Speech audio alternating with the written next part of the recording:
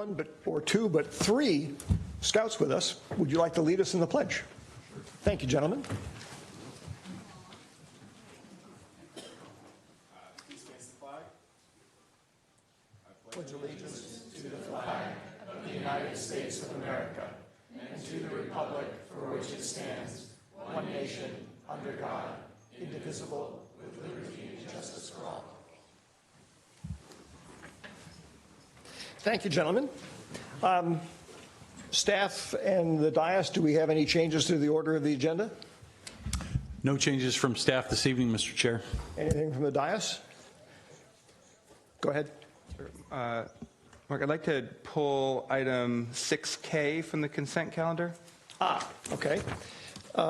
We will do that. Just as an aside, it's perfectly fine to do that now. We also can do that when we get to the consent calendar. That's fine. Itself. So, which reminds me, folks, by way of introduction, and since we actually happen to have a reasonable audience here tonight,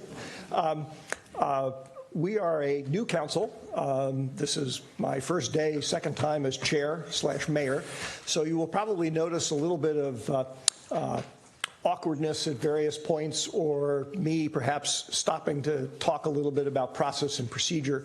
That is something that you'll probably see several times if you come to our meetings, which I hope you do, over the next month or so, until my new colleagues tell me that they're bored with me repeating all that stuff, at which point I'll stop. Hopefully they won't tell me that tonight. So with that, we're going to start with presentations of proclamations to our three scouts. And as Bob Grisilli always used to do, I apologize if I mispronounce names. Correct me, okay? Terrence Deesh, Nick Lizoun, and Sam Maxwell, all with Boy Scout Troop 321, upon receiving their Eagle Scout Award. So if you gentlemen would care to meet me at the podium, I would appreciate it.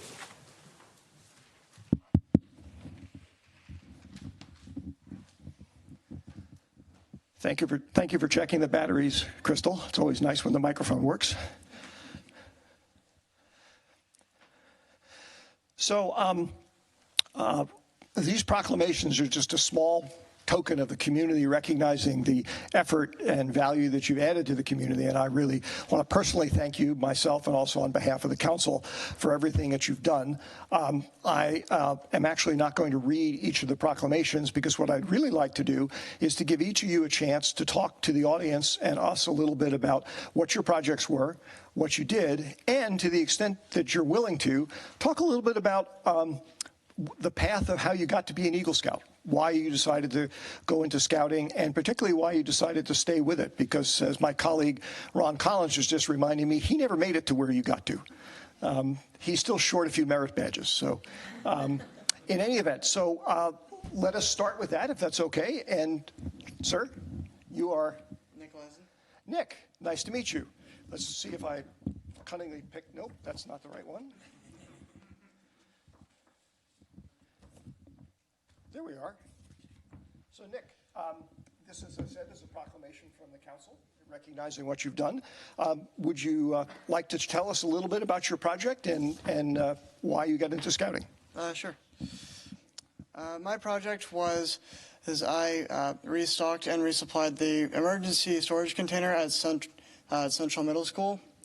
And the supplies had been expired for about a year and a half. So if in case there was an emergency like an earthquake, they would not have been able to sustain all the children at the school that way. So I fundraised $2,712 and ordered all the supplies, got the old supplies out, or got the new supplies in, and disposed of everything. And yeah. Nick, that's really great, and I say that my kids are long grown, but I'm really glad that you identified that as a problem, because that's one of those things, as you said, can easily slip by. And unfortunately, it's not when there's going to, or if there's going to be a disaster at some point. There will be, given where we live. So thank you very much for all the work that you did there, and congratulations.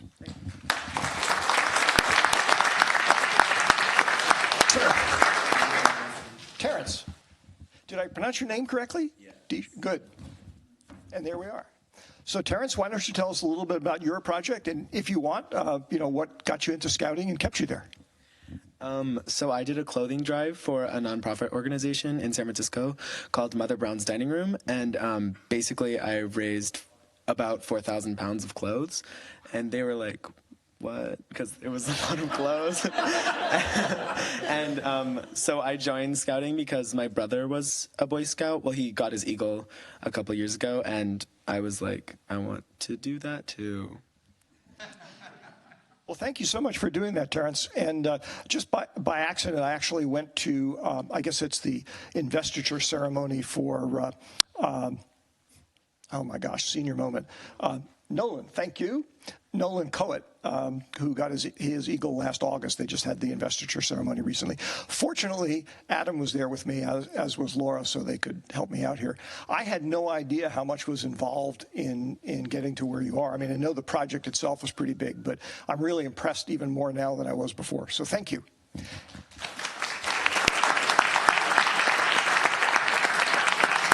And unless something has gone badly wrong, you must be Sam. I am. Would you like to tell us about your project and your interest in Scouting? Be happy to. For my project, I built a bike workbench at Arroyo School. The workbench will be a part of a class later this year that teachers are required to have a flex class, which is an elective that they teach to the kids. And one of the teachers is doing a flex class on bike maintenance, so the bench will be helping that. I was inspired to do the project because I wanted to build something with my hands, and I wanted to give back to the school. Our garage is kind of a mess, so I don't really have that much opportunity to, I guess, be crafty per se. I also joined Boy Scouts and Cub Scouts, mostly because my dad had a lot of friends who were who'd been Eagles and were Boy Scouts, so he kind of pushed me towards it when I was in first grade. I had a really great den leader and enjoyed the various skills that we learned and stuck with it all the way through. So, well, thank you, Sam. I really appreciate all you've done there and that explanation. Let's give Sam a round of applause, too, and all three of them.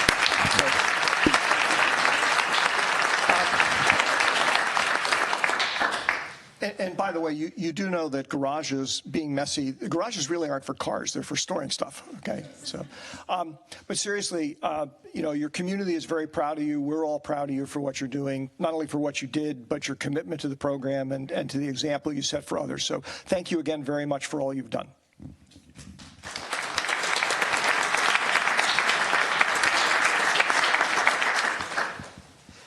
Would my colleagues like to add anything, if you wish? Adam, go for it. Thank you. Just want to offer, as a fellow Eagle Scout, I wanted to just offer my congratulations as well, and hope that you continue to show the civic leadership and leadership that you've learned through work in the troop, and we look forward to seeing you continue to be engaged in the community. And congratulations.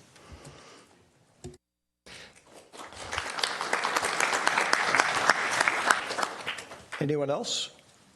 By the way, I'll mention that Adam got put in an awkward situation Saturday night when they had all the Eagles in the room get up in front of the room and announce the day on which they were given their Eagle, and he could only remember the month and the year. So, but he was forgiven for that. All right. So moving on, the next section on our agenda is public comment. This is an area of time set aside for persons wishing to address the City Council on matters not on the posted agenda. If you want to comment on the posted agenda items, you will be given an opportunity to do that when we come to each one of the items. We limit each speaker to 2 minutes. We don't do that because we don't want to hear more of what you have to say. It's just that we're trying to be respectful of everybody's time and to make sure that the council itself is able to fulfill its responsibilities. I like to remind folks that public speaking is a very important right. It's not the only way of communicating with the council. Every one of us is available at various times and places to meet, so if you have a lengthy subject that you want to discuss, you should always feel free to reach out to the council directly as individuals and ask to get together. I have a number of speaker cards here. Actually, I believe I just have one for items not on the agenda, and that is Reverend Alan Gates.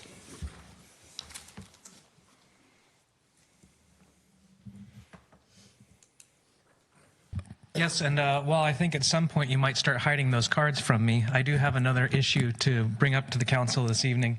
And I do want to also start by thanking you for this time. It is a much more lengthy conversation I hope to engage with many of you. And also thank, past council members, current council members. This is a very important opportunity for the community to speak with you all and share what's of a concern for us.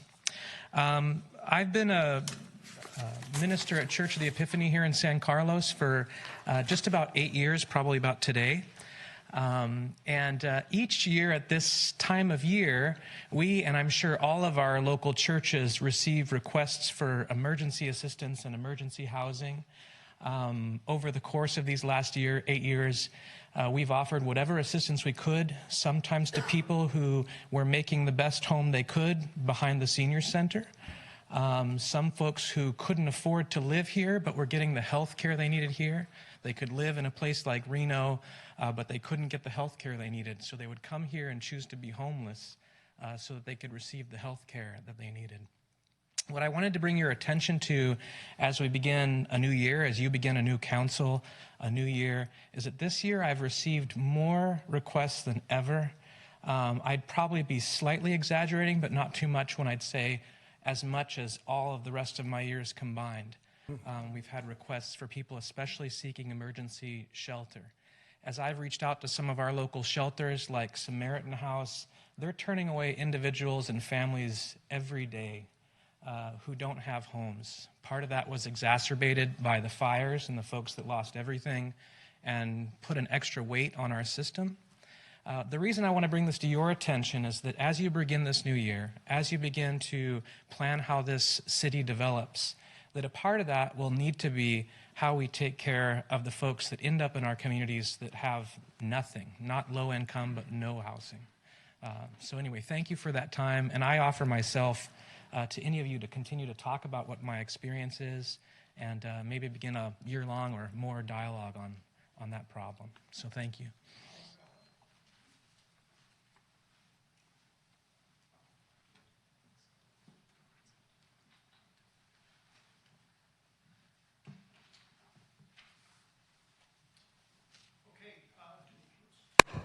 Sorry. Do we have anybody else who would like to address the council on a matter, an item not on the agenda? I saw we got another card up. I take it was not. Okay. Thank you. By the way, I should have mentioned also for the future public speakers, there is a timer countdown clock that you'll see on the podium over there, which you can use to help as a reminder for when your time is about to be completed. All right, with that, the next item on the agenda is the consent calendar.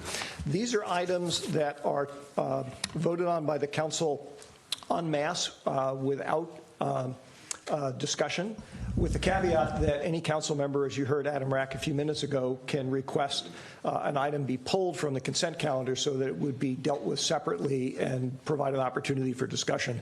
That's also an opportunity or an option that exists for community members who are attending the meeting and wish a particular item to be discussed. And in fact, I have a request to for a resident who would like to comment at least on item 6M, which is on the consent calendar, Adam Lokar. And Adam, you are welcome to either comment now, or if you'd like the item pulled and you'd like to see a full discussion of it, you just need to tell me that.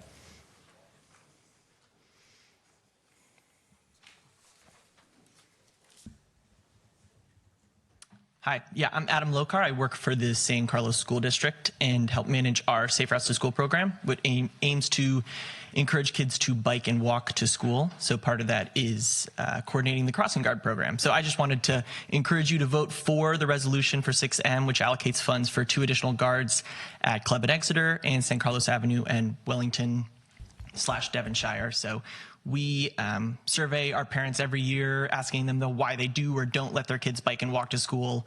By far and away, the biggest reason they don't, as you can imagine, is busy streets and unsafe intersections. We found that crossing guards are just the most immediate, visible, and effective way you can turn an intersection into a safe intersection very quickly.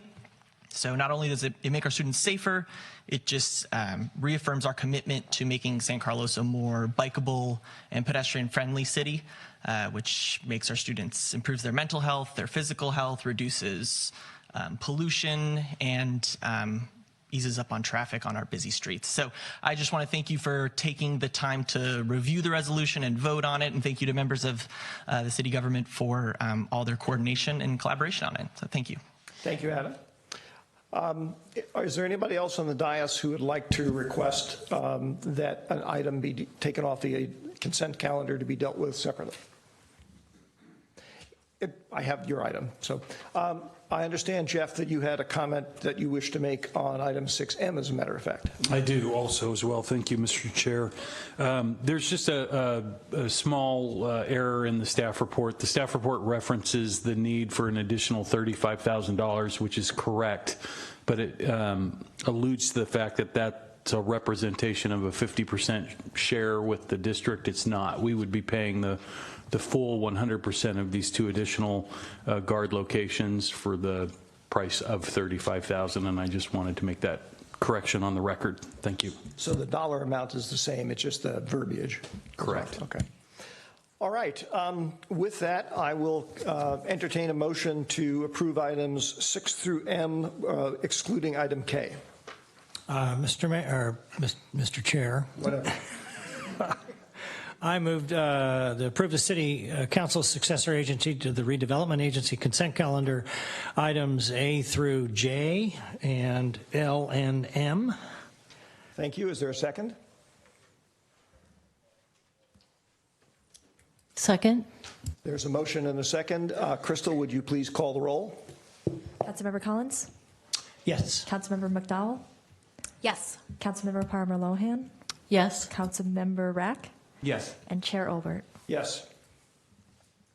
I think what we'll do at this point, if it's okay, is we'll take 6K in rotation, basically, probably at the end of the meeting. Is that okay, Adam, or is there a reason why you'd rather see it done earlier? No, that's fine.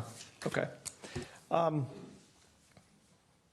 Great. By the way, for the benefit of my new colleagues, one other thing I forgot to mention, although it didn't come up here tonight, if there's ever a situation where you want to vote no on certain items on the agenda, but yes on the others, and you have no comment to make about the reason you're voting either no or yes, it's perfectly okay. You don't have to pull the item off the agenda. You can just tell Crystal when she calls the roll which items you're voting for or which items you're voting against. That tends to save time if there's no need for a discussion. With that, we will move on to the study session, which tonight is one item. It's discussing potential regulation of retail establishments selling ammunition or firearms. Good evening, Al. Before we get into this, I just want to make a couple of, you can stay there, preparatory comments for everybody here. This is a significant issue for the community. It's engendered more interaction between residents and the council than, well, if I include my term on the terms of the school board, than I've ever seen in 18 years. That's good that we're having that kind of discussion. As we get through this, particularly when we get to the public comment section, I just remind everybody that even if you hear an opinion that you either strongly agree with or strongly disagree with, please be respectful of the people who are offering it, and no cheering or booing or anything like that. It's distracting to the individuals, and it's not the kind of modeling we want to do for the rest of the community and for the rest of the region. So with that, Al. Good evening, Honorable Chair and members of the City Council. Before I start with the presentation, what I'd like to do is make a few introductions.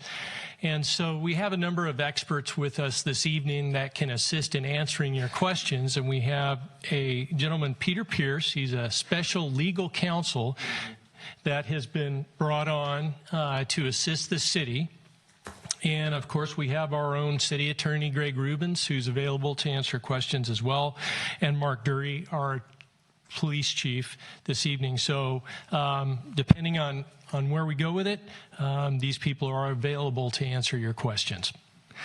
So with that, I'd like to start with just a little bit of background. And as many recall, the city received a request from Turner's Outdoorsman for a firearm retail establishment in our community. And due to the concerns from community members back in November of 2017, the City Council adopted a moratorium to stop establishments that want to sell ammunition or firearms in our community. And this is very common for cities to do. A moratorium essentially is a stop the presses moment for communities. It's common throughout the state of California, and our city has used it on a number of occasions where we need more time. And so the state allows the city to enact a moratorium to allow time to study issues that could have an impact on the community.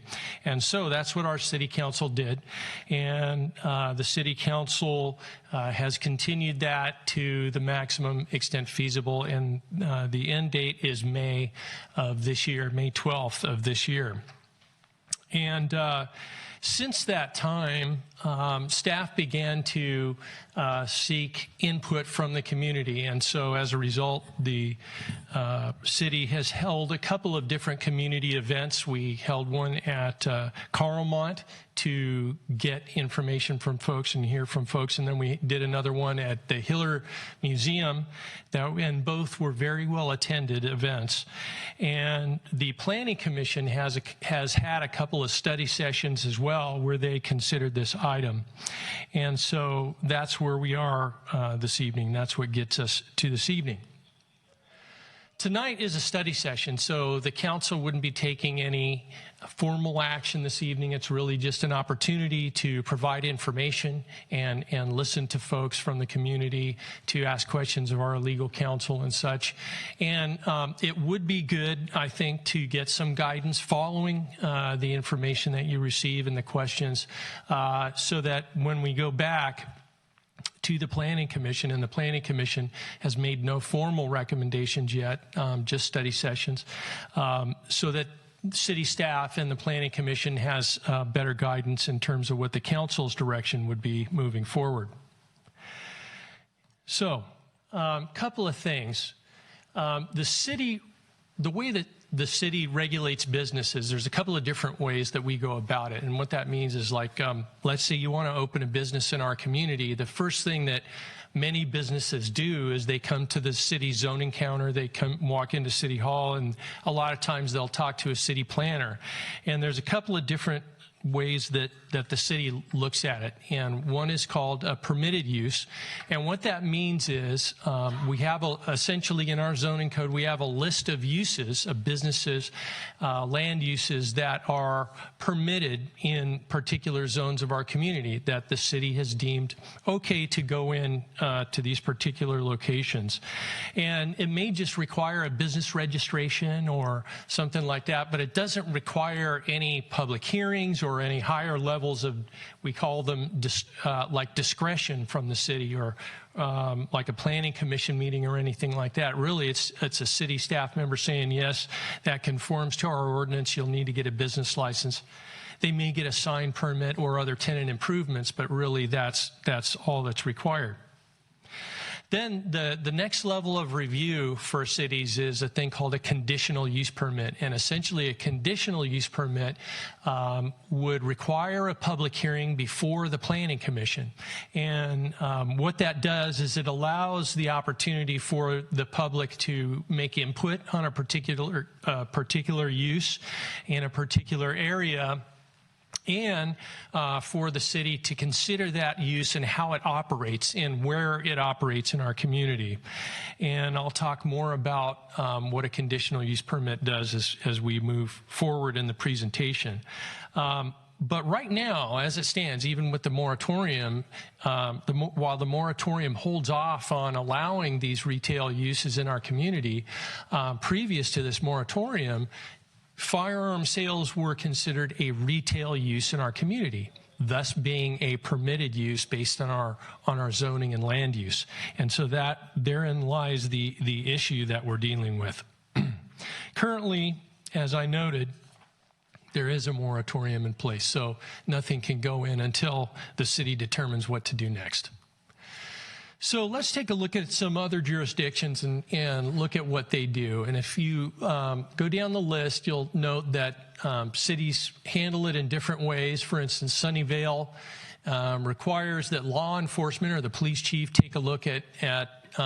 what they do. There's certain requirements for submittal to the police chief there. For ammunition sales, San Francisco, a license is required from the police department there, and they restrict particular areas of or types of firearms and ammunition that get sold. In Sacramento, we have an example where there is a use permit that is required, and again, higher level of review on that, and also a license required by the police chief. Alameda County, in addition to the use permit, they say that the firearm use has to be a certain distance away from residential schools or other firearm businesses or liquor stores. And they also require a firearm dealer permit issued by the county. Oakland prohibits certain types of sales of certain types of weapons, as does Los Angeles. And in Los Angeles, you need to submit for ammunition sales.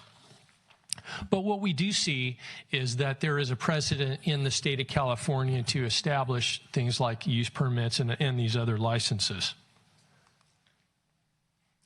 So the Planning Commission, as I noted earlier, had a couple of study sessions, and they looked at a number of different things. And one of the things that they are suggesting that where they did get to the city council is that they are suggesting that some regulations be adopted for the sale of firearms and ammunition in our community. And furthermore, they said that it should be a conditional use permit. Again, that raises it to a level of discretion. Before the Planning Commission, there's a public hearing, there's a period of public input.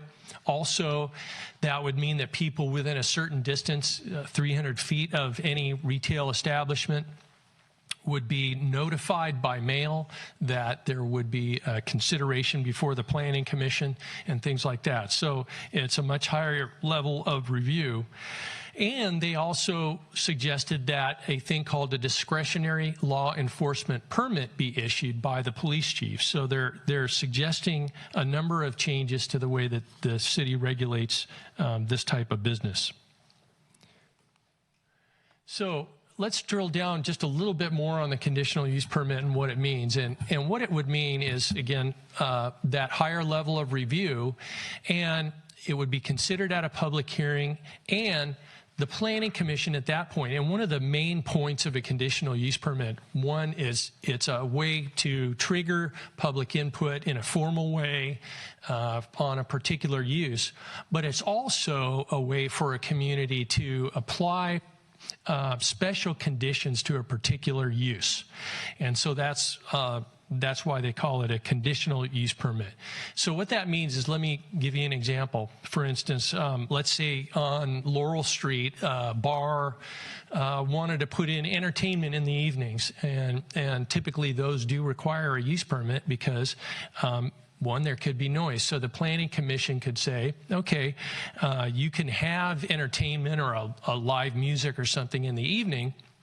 However, we'd like to ask that you stop it at 11 o'clock because we know there's some residential uses nearby, and we would like to limit the noise and the nuisance. So it's a way that the city can protect itself in terms of public safety, health, and nuisance issues. And so really the conditions that are applied are specific to the type of business. It depends on where it's located. It depends on what's around it, and things like that. So the city would have that discretion.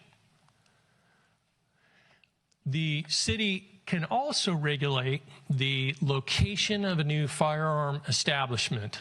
For example, and I'll show you a map in just a moment, cannabis businesses are prohibited from locating within 600 feet of a residence or school.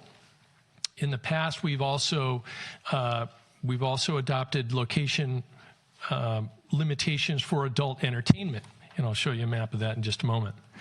Well, let's kind of back up a little and do a bird's eye view of San Carlos, and I just wanted to show you where in the community retail uses typically occur. And so I think we all kind of know as residents and business owners in the city, and so what you'll see is typically You'll see retail, of course, along El Camino Real and in the downtown. That G represents where the train station is. And really, if you look back at our history and the history of many communities with train stops, is retail grew out of that location where goods and people were delivered into the community. And so a lot of our retail started out in this location on Laurel Street and up San Carlos Avenue and along El Camino Real.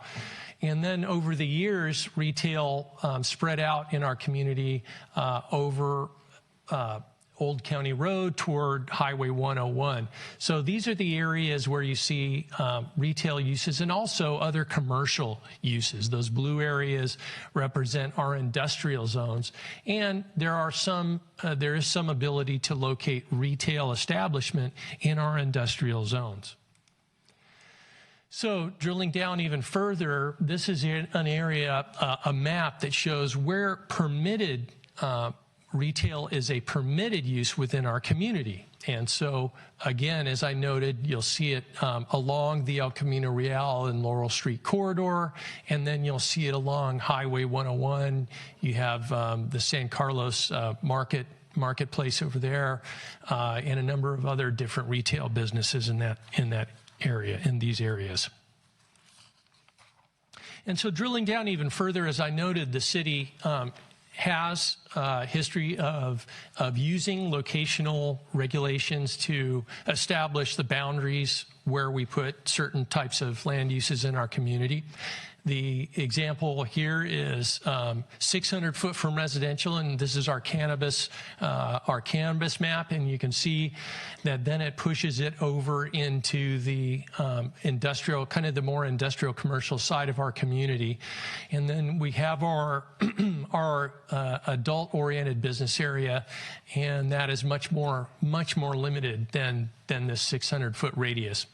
And just as and I'd say there's probably about 300 parcels within this yellow area.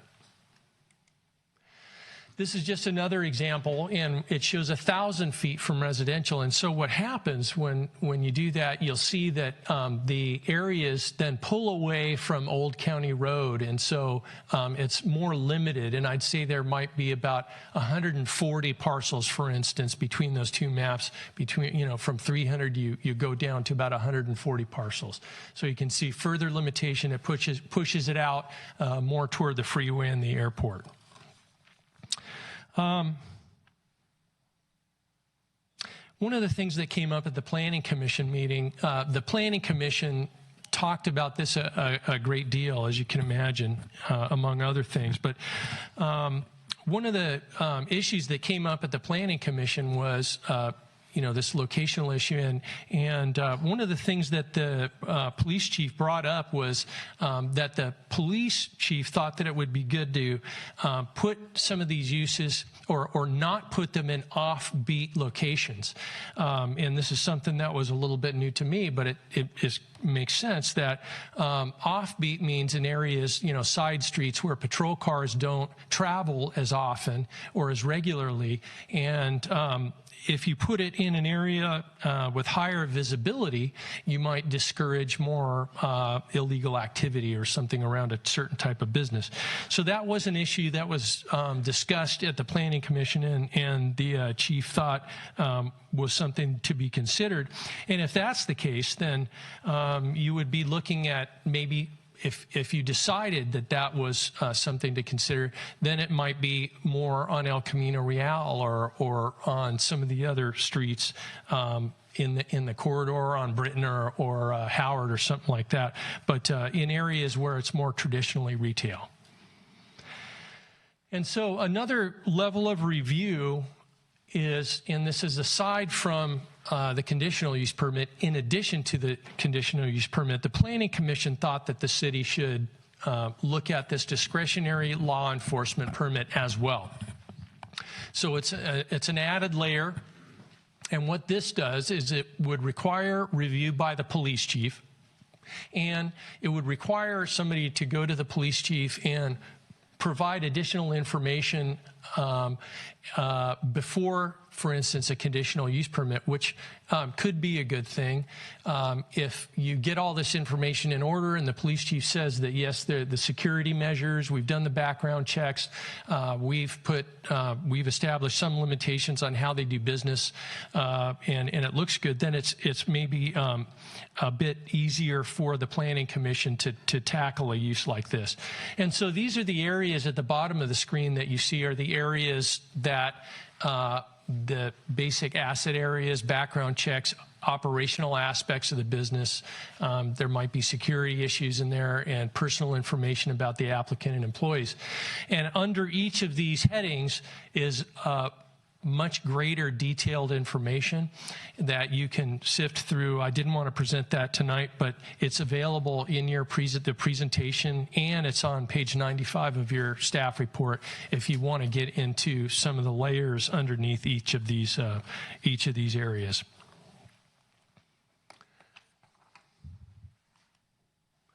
And so tonight, what staff is suggesting is that you consider the information that has been presented, receive input, and also provide guidance to the staff and the Planning Commission on this issue.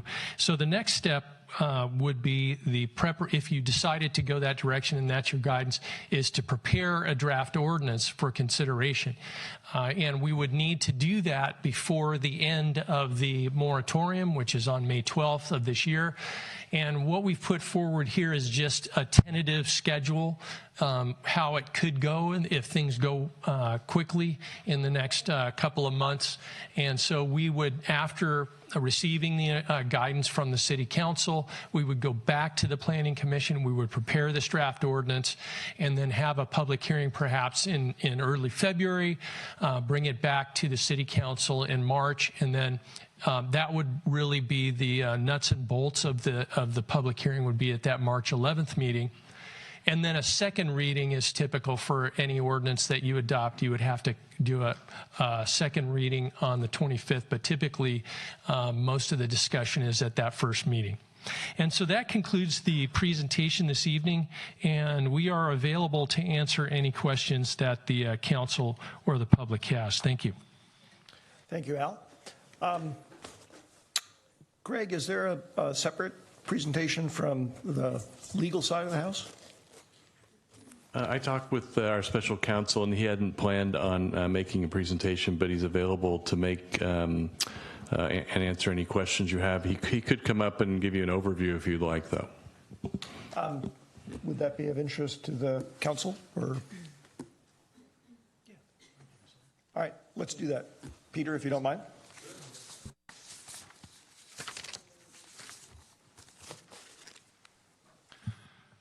Good evening, council members. For those of you who don't know me, my name is Peter Pierce, and just by way of background, I've represented public agencies for 26 years and have spent a good chunk of the last 20 advising public agencies in the area of firearms regulation, and I've defended many firearms regulations of local agencies in state and federal court. So I'm here to answer questions. I'll give you sort of the 30,000-foot view of regulating establishments that sell firearms.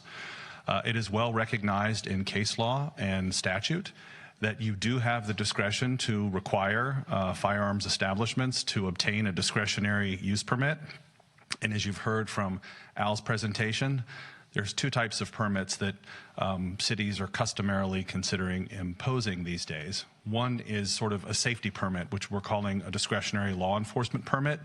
And what that permit is designed to do is to make sure a firearms retailer operates safely in the community. And there are many different aspects of that, which you'll find an attachment to the agenda packet. I won't read through the lengthy list. That is a comprehensive list that is designed to sort of let you know the universe of conditions that you might impose on such a permit. On the other side is the land use and zoning side. You your constitutional police power allow you to regulate the location of various uses in your community, and firearms retail establishments are no different.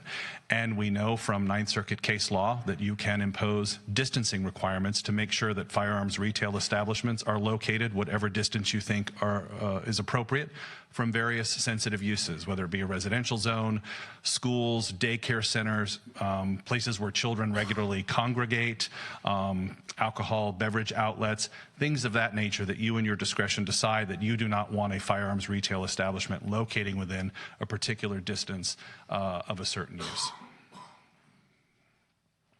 Happy to answer any questions, or I'll be available in the audience if questions come up as the council studies the issue. Thank you, Peter. You can have a seat, and I'm sure we'll be having you back up. All right, so this next phase, for everybody's benefit, is time for council members to ask questions. What I'm going to ask my colleagues is if we can go through press the button and ask for, through the chair kind of stuff. And then the other thing is, I don't know about the rest of you, but I have at least 8 or 9 questions I want to ask. So I suspect people have a lot, and I'd ask you to be willing to sort of ask some and then pass the baton on, and we'll get back to you. Sort of keep going round robin. So with that, I currently only have 1 light on, which now I have 2. Good. And so we'll start with Ron. Thank you, Mr. Chair. I actually only have 2 questions for the moment. I may think of others later. Al, when you were talking about when you were showing us that chart about the other jurisdictions' regulations, under the column it said land use. Sacramento and Alameda County just says use permit. Did you mean conditional use permit, or do they require only a use permit? A conditional use permit. It is a conditional use permit. Yeah. Okay. All right. That was the first question. I think my second question is for Mr. Pierce. In Al's presentation, I don't believe he mentioned one item that the Planning Commission had expressed some support for, but I want to hear from you because there's been some question about it, and that is this idea of limiting the max or requiring a maximum of a number of firearm limits, or firearm retailers. So if we said, well, we are only going to allow 2 retail firearm stores in town, and we already have 2, and we decided that we didn't want to allow any more. It says here legal counsel said that this is uncharted legal territory. By that, can I assume that if we did that, we might be leaving ourselves open to legal challenges, and that could be, quite costly? You would. And we might lose?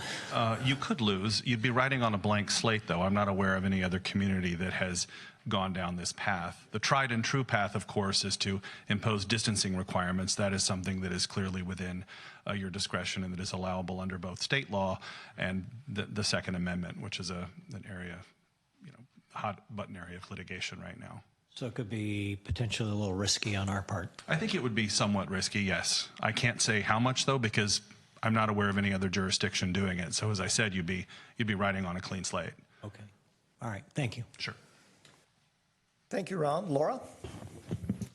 Yes, thank you. So following on Ron's question, what I've heard from the community through various emails, and I'm sure we'll hear today, is that there's an interest from many people to limit the number of gun stores. And so what I want to understand is, with this detailed proposal in terms of the different requirements, how confident are we that that this goes far enough in order to ensure the community's safety?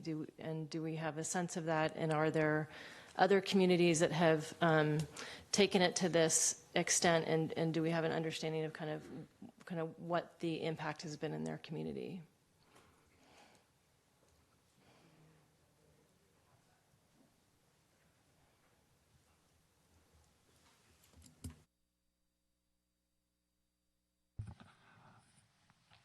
I'm not you're talking about the limitation to 2 stores? So what I'm talking about is, what I'm hearing you say is that there's uncharted territory if we were to limit the number of stores, and the recommendation coming back from staff is that we put in place a conditional use permit and this other law enforcement permit, along with zoning guidelines. So my question is, to what extent have we seen other communities apply these provisions in their ordinances, and what has the impact been? Do we have a sense of that? What I have heard from folks at the Giffords Law Center who eat, drink, and sleep this issue is that conditional use permit requirements, whatever you call them, use permit requirements, and discretionary law enforcement permit requirements have worked in those communities. And they have worked well, and that has been after, whatever degree of study the particular community feels is necessary. They impose the requirements that are appropriate for that community, and I've only heard positive things. So I know that's anecdotal, but that's what I've heard.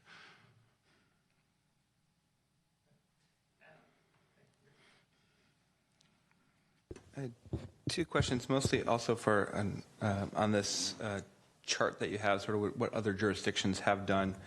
Can you just walk me through what it means, this sort of the process that's been done in terms of requiring, like sort of submitting ammunition sales to the police chief? What is that done on an individual basis, or anytime someone wanted to go in and buy ammunition, or is it sort of the police chief would get a report that says, hey, this is what's been sold in the last month? What's sort of the process around that? If I remember correctly from Sunnyvale, that is where the police chief is involved in the background check process to make sure the person who purchases ammunition is not otherwise disqualified from doing so, and is involved to that extent. And that's so that would be separate from, so you're saying because right now there's maybe a background check around the firearm sales, but not necessarily normally around ammunition sales, and that would add that sort of extra sort of piece around ammunition sales. Cities certainly have the discretion to require background checks for ammunition sales as well, in addition to the background check that's conducted by the California Department of Justice. Yeah. And then my second question was just more broadly. I mean, we've talked about sort of land use being been done before, some of these other areas. I guess I want to understand about these other regulations in terms of what Oakland, Los Angeles, and San Francisco did. Have those been challenged in court in terms of the other regulations? I mean, they seem to be sort of taking the next step that maybe sort of get into either a state, federal kind of issue, and sort of what is the response? Have there been sort of legal suits around those particular type of areas? They have. Alameda County's use permit requirement was challenged on Second Amendment grounds, and that lawsuit was unsuccessful. The Ninth Circuit Court of Appeal held that cities and counties, local governments, if you will, can regulate the locations of firearm retail establishments without violating the Second Amendment. State law allows it. The city of San Francisco several years ago enacted a law. It was actually an initiative measure that banned the sales of firearms, and the California Court of Appeal held that that violated California law, because California law regulates the licensing of firearms and the registration of firearms, and the California Court of Appeal held that that ban violated state law. So we do know from the San Francisco case that you cannot altogether ban the sales of firearms within a particular jurisdiction. But those are the two cases that jump to mind. Okay, but the sale of is looking at Oakland of junk guns or compact guns, or the prohibition of ammunition clips that are in Los Angeles or Oakland, those have not been challenged yet? Or they have not been challenged? Or? Yeah, West Hollywood actually prohibited the sale of guns that were called Saturday Night Specials, which is just another way of saying junk guns. This was back in the 1990s, and the California Court of Appeal upheld that regulation. In the interim, the state legislature has adopted the Unsafe Handguns Act, and that goes into detail about what is an unsafe handgun and what isn't. So it's a little more questionable now that you have that state law, whether that leaves room for local regulation to regulate the sale of, for example, what San Francisco does, ultra-compact firearms. That regulation, I think, predated the Unsafe Handgun Act. So there's a little bit of an open question as to what your leeway is to regulate the types of weapons that may be sold. But I think you're probably on somewhat solid legal footing there, although there is that uncertainty in light of state law. Great. Thank you. Sure. Thank you, Chair. You answered part of my question already. So if we were to ban firearms in San Carlos, we open ourselves up to a lawsuit. You do.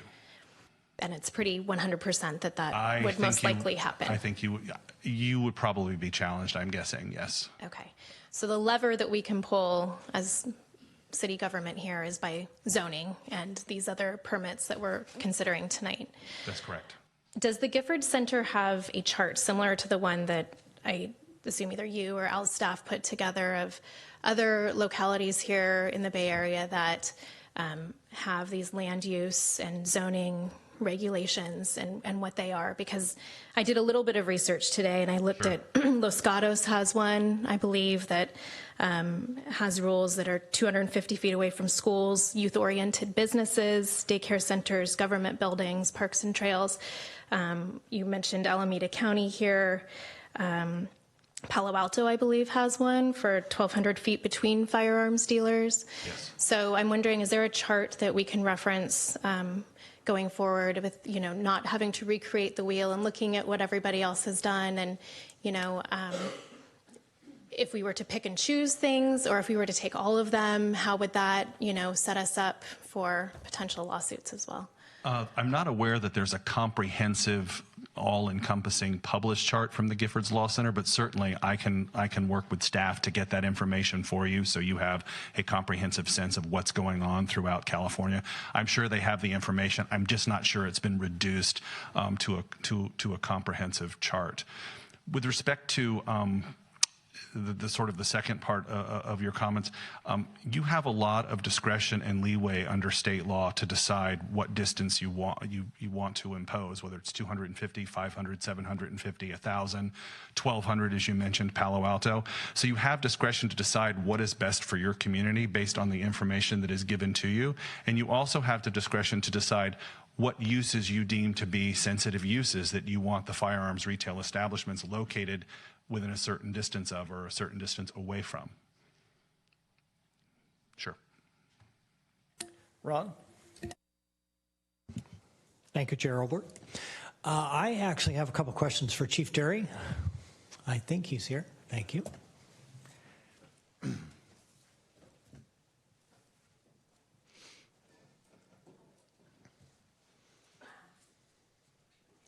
Mr. Chair, City Council, good evening.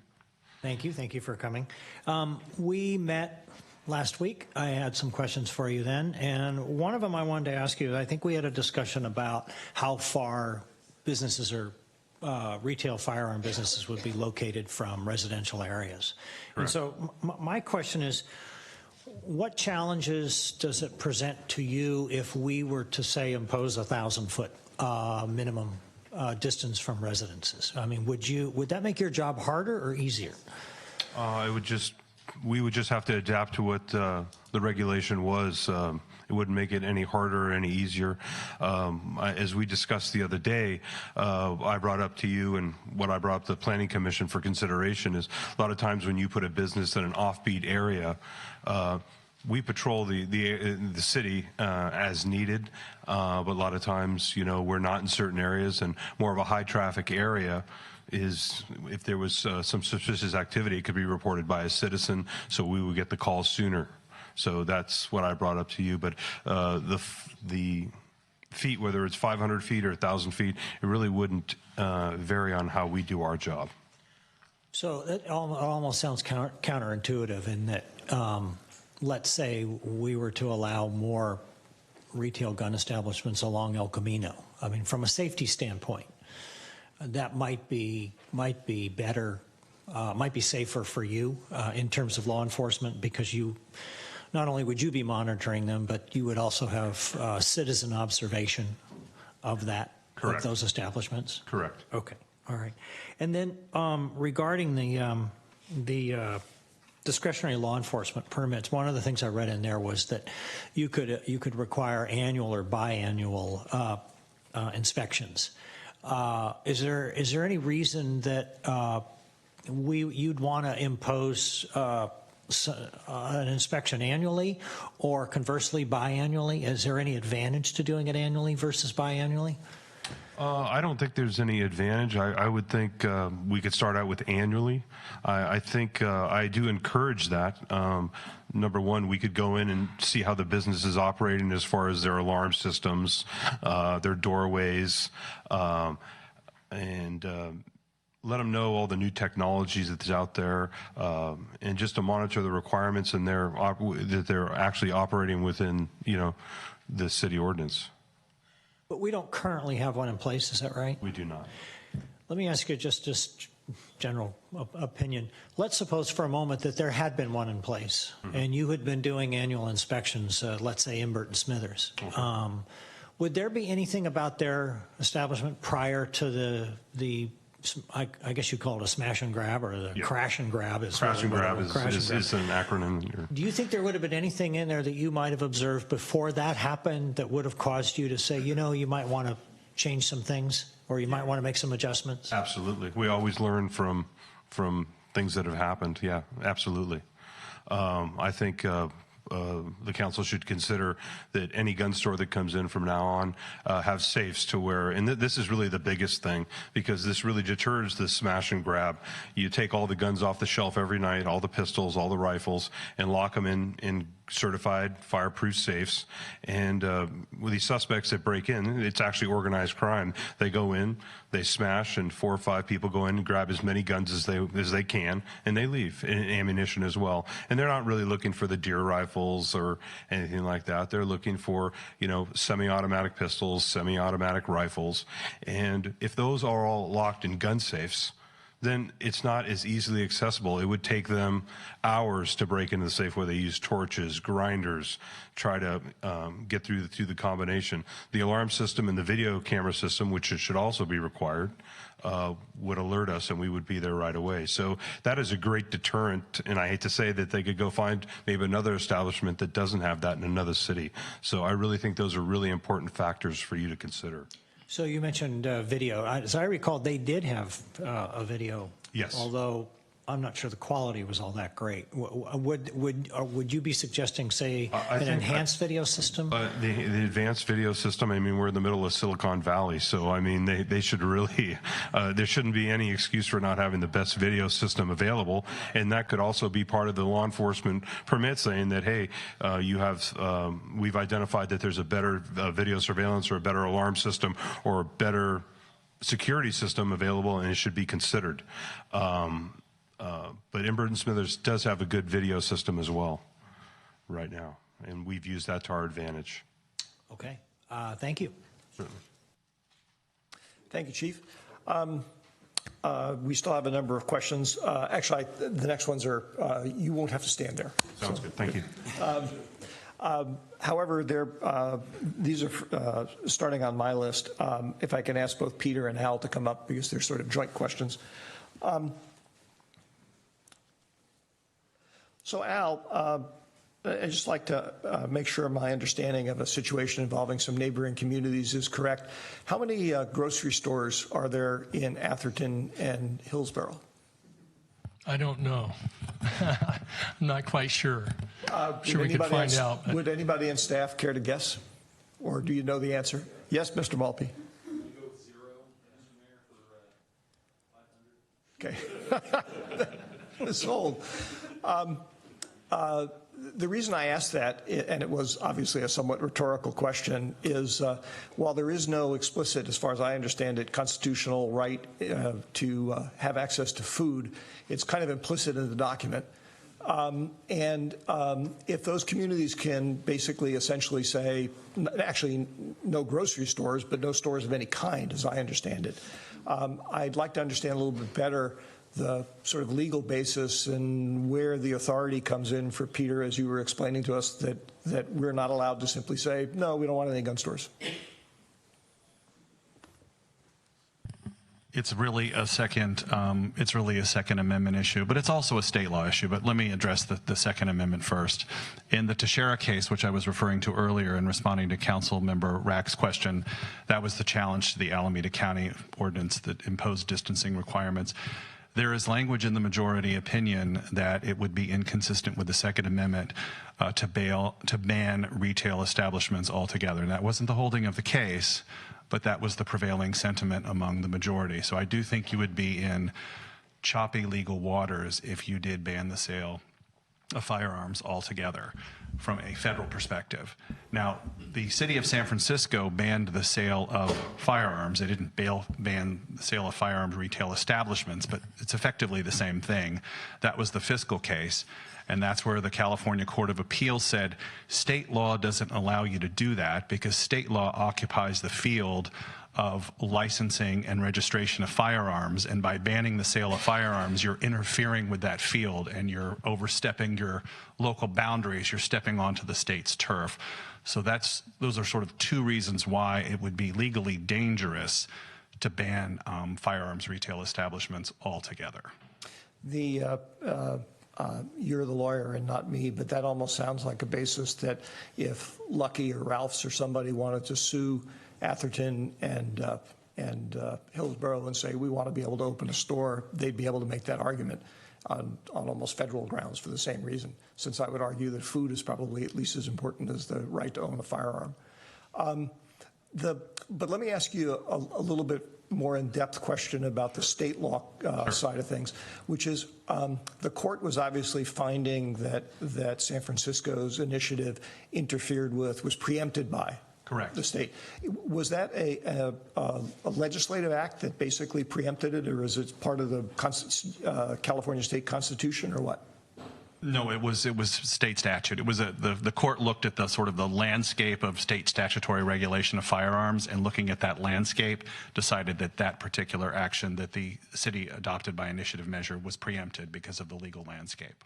So, and this becomes probably more of a political than legal question, but theoretically, for example, the council could, if it wished, petition, not that it would happen, but we could petition our state representatives to say, please change the law to give us more authority to be able to decide what we want to do on a local level. Absolutely. Okay, so it's not a fundamental constitutional issue, at least as far as you know. That is correct, not in that case. On the state side. That's right. Okay, thank you. I'm going to ask one other question, and then I'll move on and get back to some of my colleagues.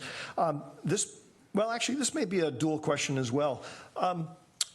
Business licenses and business permits. So Imberton Smithers and the other entity whose name I'm not remembering, the by appointment retail place, they have proper permits and licenses to be in operation. Are those licenses and permits transferable? In other words, if I wanted to buy Imberton Smithers and I cut a deal with the owner and we were both satisfied with the terms of it, would I inherit their license or permit or whatever? I don't think so. And the reason for that is on the business registration application, you have to state who you are, what your address is, and your contact information. So if that information changed, to me, the application would be null and void. So you would need to go in and reestablish yourself as the new business. Even if it had the same name, the people are different. So, and this may be getting into, Peter, your side of things here, but so hypothetically in that situation, if the council had adopted conditional use permit language that required a new gun store to go through the conditional use permit process, I, as the buyer of an existing store, would have to go through that, and I would have no guarantee of being able to simply say, well, there was a store here before and I bought it, so why am I not allowed to? Conditional use permit runs with the land, and Greg wants to say something. Yeah, I think I'll take that question. All right, Greg, I should have offered you a chance to go into. So the two different types of permits we're talking about, the zoning and the conditional use permit, those are permits that run with the land, and they create a right to operate the type of business that you receive the permit for. The discretionary law enforcement permit does not have that. Those are not typically assignable, because each year the person with that permit needs to go through a new background check and certify all their employees and everything that goes with that business are still they can still possess and sell firearms under the regulations. And then any new entrant into San Carlos, though, on a use permit, though, if it was a new entity, and they would still have to certify themselves through the state registration to be a appropriately licensed dealer. So that level of regulation would still exist for even someone who had a vested right to that use. A new owner would still have to pass the state rules and regulations on that.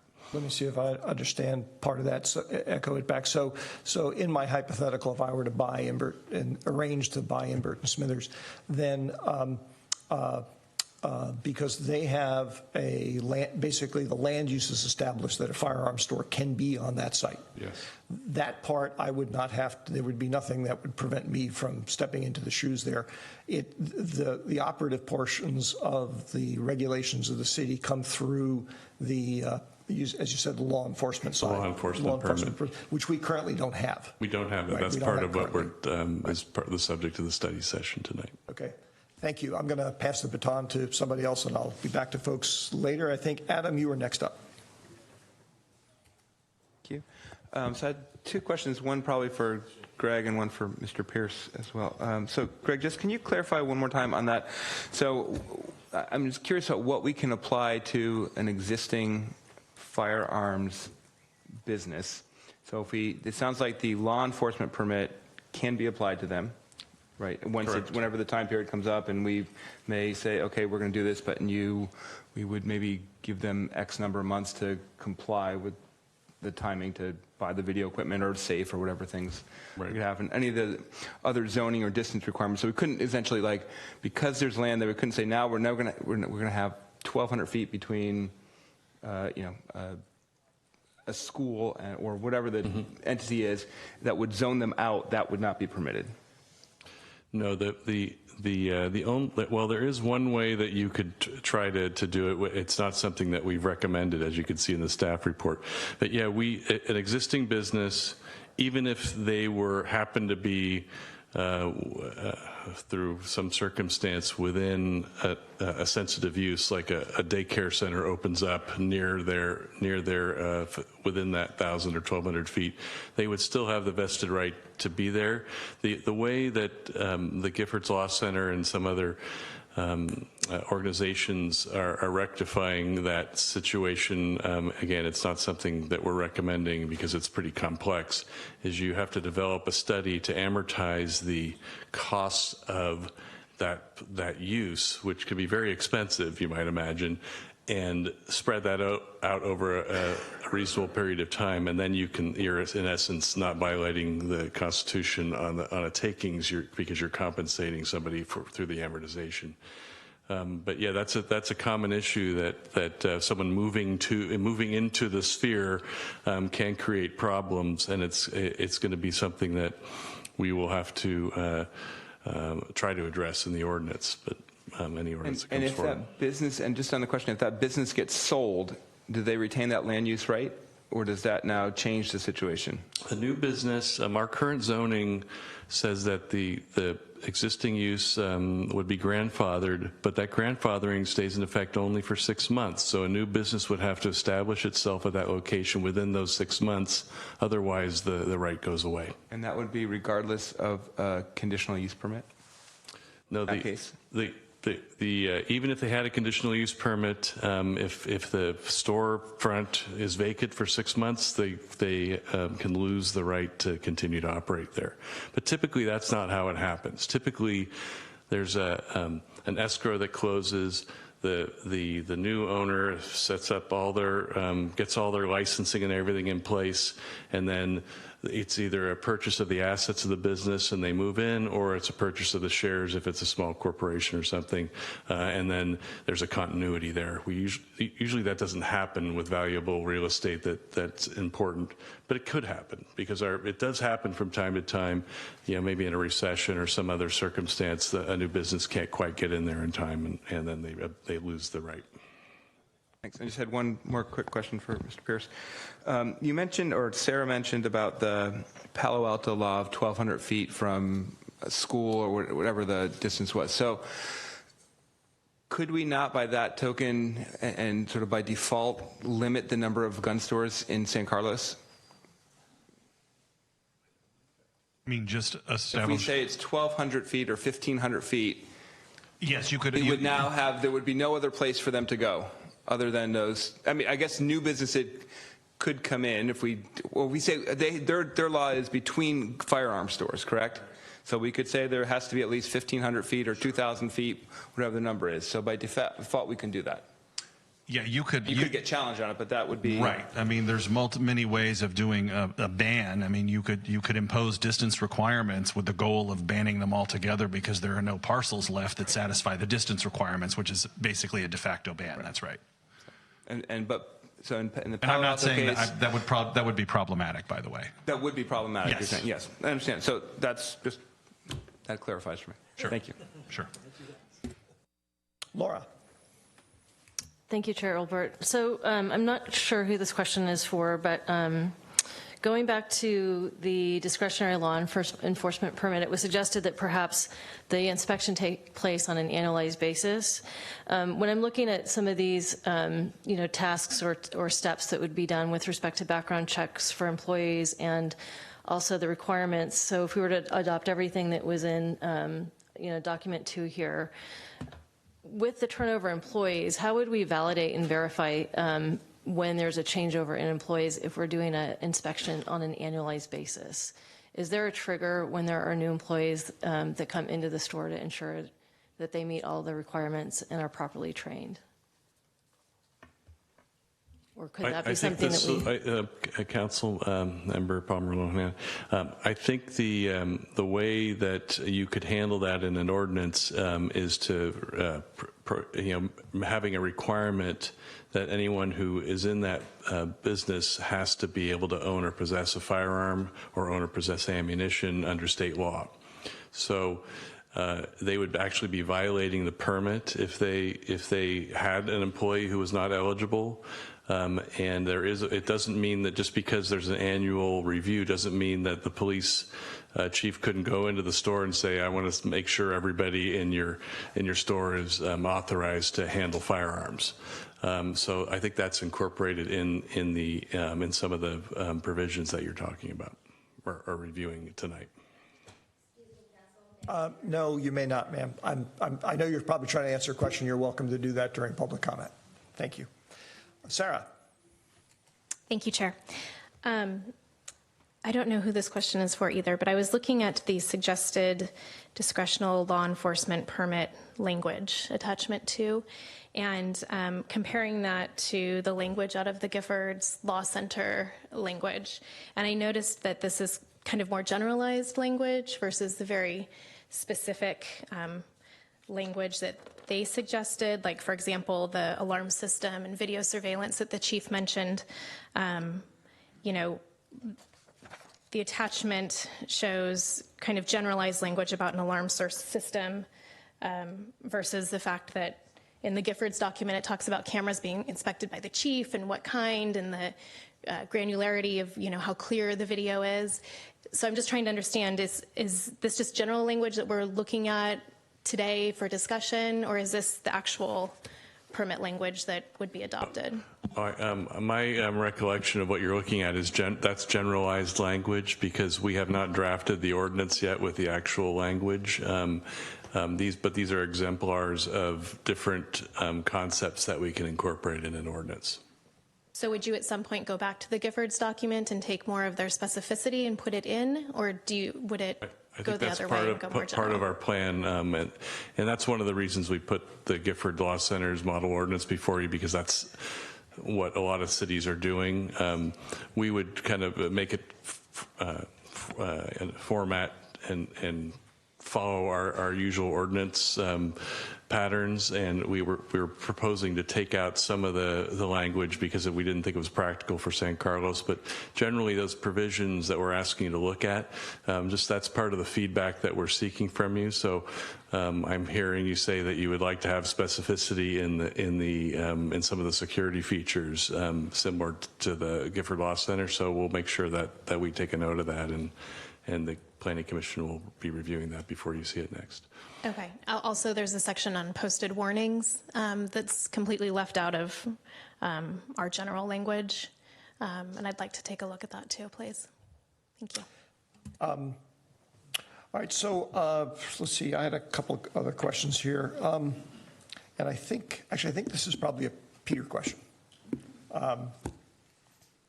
So I have to it's great that this particular slide is up on the screen, because when Al was going through this and I read the far right-hand column, I have to admit my eyes almost popped out of my head because not being an attorney, but having read the Heller decision, I was actually very surprised that San Francisco, Oakland, and Los Angeles had language like that, and that had not been overturned. So I would like you to, if you wouldn't mind, to educate me a little bit on, has it not, do these things predate Heller? And if not, have they not been challenged, or do they stand on reasonably solid ground, or what? I don't recall whether the three on the right-hand side predate Heller, because Heller was 2008. Oakland's might, but I can't stand here and say for certain whether that's the case.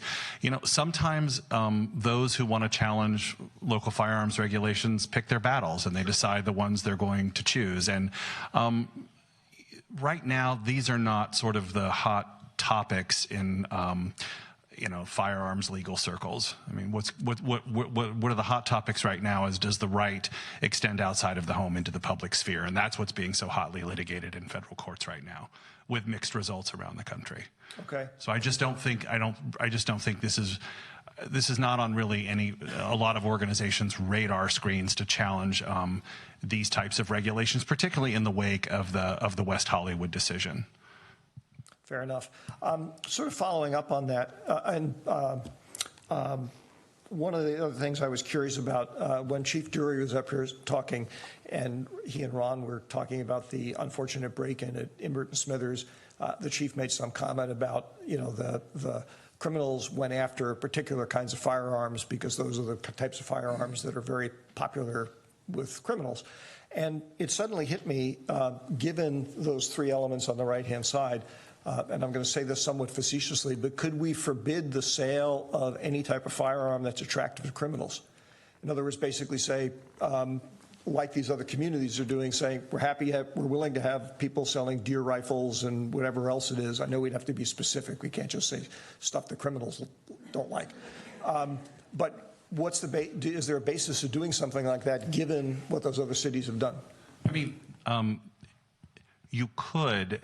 We would really want to, though, be very careful about that and do a very detailed and drilled down preemption analysis, because state law is somewhat prolific now in light of the Unsafe Handguns Act on what sorts of firearms are deemed to be unsafe and dangerous and that cannot be purchased in California.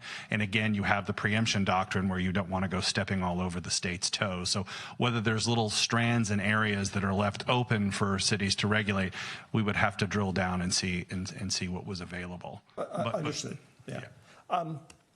Next question might be a Peter and Greg question. This whole situation was prompted by a corporate entity looking to open essentially a branch store in our town. It was not like an Imbert and Smithers where it was a standalone operation.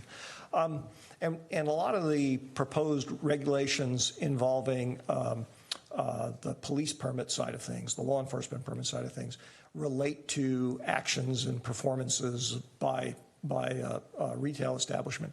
So the question I have is it possible to draft the regulation in a way where if, for example, ABC Corp ends up selling guns through a store that they open in San Carlos, if a branch of ABC Corp in Los Angeles is shown to have violated some fundamental element, presumably of state or federal law, about firearm sales, can we then say your ability to sell in San Carlos is contingent upon you not violating the rules anywhere? In other words, not just in San Carlos. I'm just going to confess that I'm not sure, but I think the provisions in the law enforcement permit probably will have some statement that you'll remain eligible under state law, and if there's a violation somewhere else that prevents at another location, that might affect their overall state licensing. The other issue that I see is our ordinance could have possibly a provision, and I'll check with Mr. Pierce about the enforceability of this. We'll do some research on it about whether or not we can have a clause that says obey all laws, which could potentially incorporate other areas. But it seems to me it's a little tricky to try and use another agency's laws to enforce your laws. in our city. So technically, perhaps that may be the identical regulation in the other city, but it may not be. So I just, those are some questions I have. Yeah, and what occurred to me and why I turned to Greg is I normally see, conditions that deal with the offending conduct being within the jurisdiction that's doing the licensing or the permitting, not within another jurisdiction. That's not to say that I don't think you could, but I think we would have to look at that very closely. I certainly can appreciate that. I mean, all of this is basically guidance ultimately for staff to do more work before anything concrete comes back. Sure. And by the way, just to be clear, I'm really not thinking of this in order to try and academically limit gun stores. Having worked in quite a number of big corporations in my life, I am well aware, as I think many other people are, that depending upon how the laws and responsibilities are structured, there are various inducements that priorities the corporation can have, that it basically insists its branches say, no, you got to follow all these rules, whereas other rules is like, well, okay, if you follow them, that's all right. If not, that's your problem. And this is a serious enough issue for me that in my example of ABC Corp, if it turns out that they're not doing, it turns out it's documented that they're doing a poor job someplace else of, I don't know, checking people's applications against state and federal databases, I'm going to operate on the presumption that same attitude permeates potentially every place that they operate. And I don't want to take that risk in San Carlos. So that's why I'm asking that kind of question. Last question for me, at least at this point, is, and this may actually be a Peter and Chief Dury question. My understanding is that guns are tracked pretty heavily on sale through serial numbers and whatnot. Is that correct? Yes. Okay. Do you know of any jurisdictions that basically require a seller to notify the local government agency that they operate under if any of their firearms are used or found to have been used in a crime?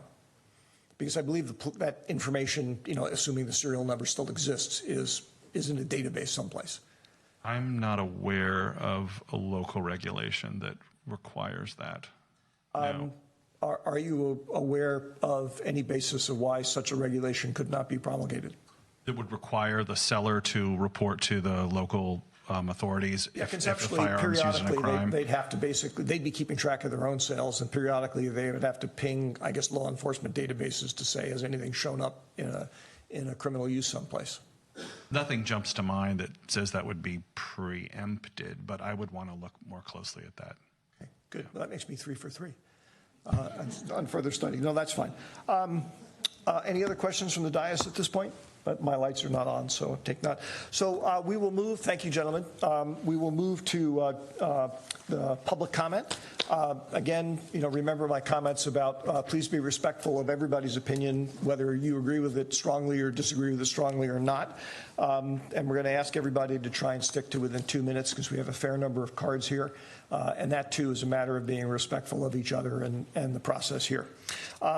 And as I mentioned earlier with the Scouts, I apologize in advance for mangling anybody's name, and feel free to correct me when you come up. So I'm actually going to start by the woman in the very back row, who I shut down from standing up and answering. If I think you had some information you wanted to share with us, if you'd like to come up and. I did. I'm sorry, I didn't put in a comment card, but I did. Well, we'll ask you to do that afterwards if you don't mind. We have some assistance for you. Good evening. My name is Gina. I own in Burton Smithers, so that should answer a few questions. My employees all have to have a certificate of eligibility in order to work for me. That means they have to have a state document proving them, saying, hey, you're a good guy or girl, and depending on the case, and they are all certified to be able to work in a gun shop. So we all have our COEs. We're all eligible. Another answer to one of your more recent questions, for firearms, to check the stolen database. Everything that comes into my shop used has to be put through the Department of Justice.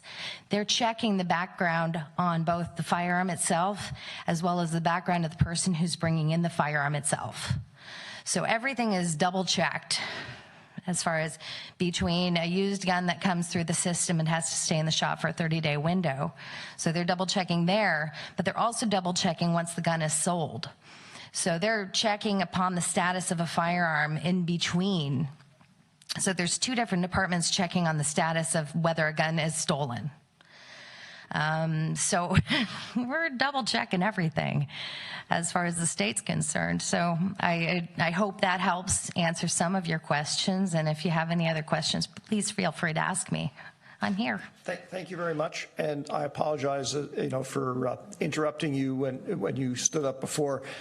Just so that you and other people understand, my very first public meeting as a school board trustee back in 2001.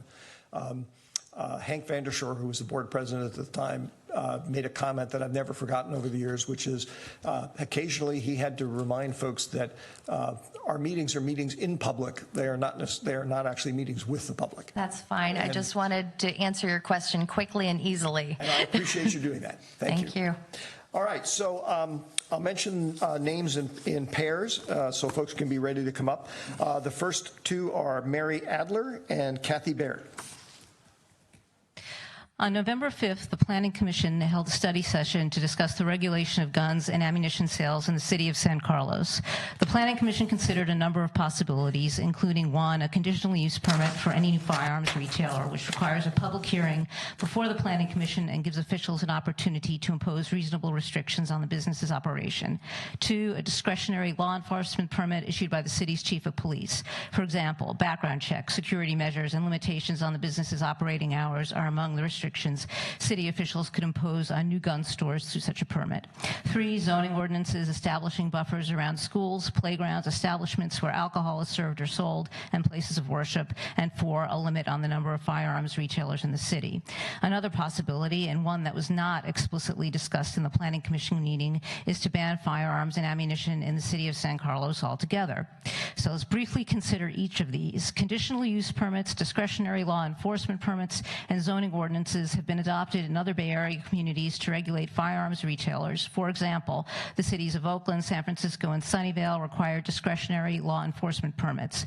While these measures may be effective, implementing them requires much deliberation. Zoning ordinances are especially contentious, as it is difficult to agree on an acceptable location for a gun store district.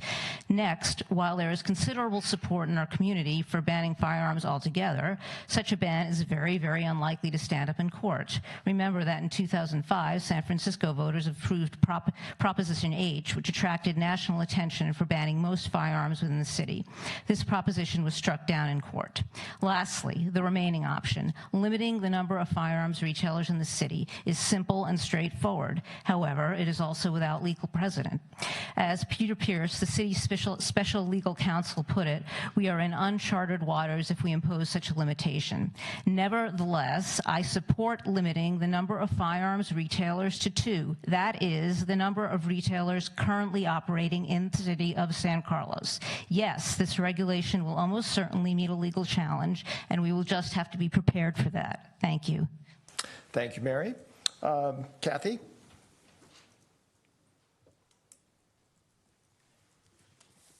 My primary concern is with the safety and security of the store itself, and I just want to voice my support for requiring a discretionary law enforcement permit, and that be satisfied before the conditional use permit.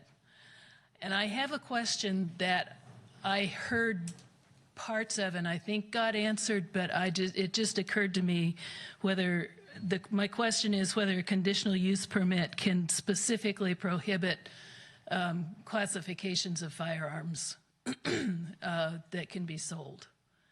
And I heard things that sound like yes to me, but I just wanted to know if that actually can happen. Okay, thank you. Let's see. Next up are Alan Gates and Natasha Melly.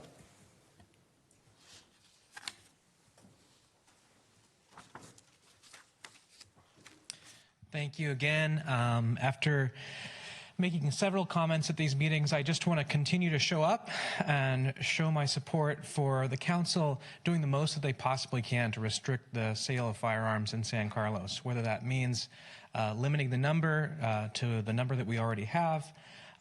There's a couple things, since I'm here tonight, I really was encouraged by the discussion.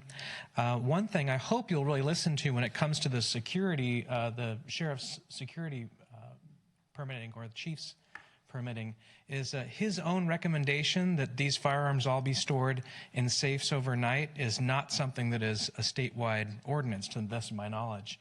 And the idea that just a simple cable going through any number of firearms is all that it takes to comply with some kind of security, it's a wonderful suggestion. I hope you'll listen to that.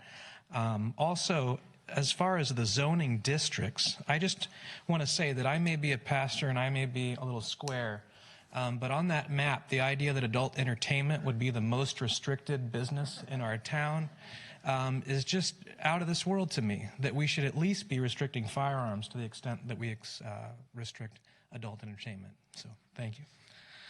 Thank you, Alan. Again, Natasha Melly, followed by Rob Anson, or Ansom. Hello. So I've been up several times to speak on this issue in the past, and I would like to take the opportunity to let you, as a newly seated council, know that I remain very supportive of our town having common sense gun store rules aimed at keeping our residents safe. I would like to see a conditional use permit for gun stores, a distancing requirement between firearm sales and schools, parks, youth centers, and other vulnerable locations. I would like a semi-annual sheriff inspection, as the sheriff mentioned.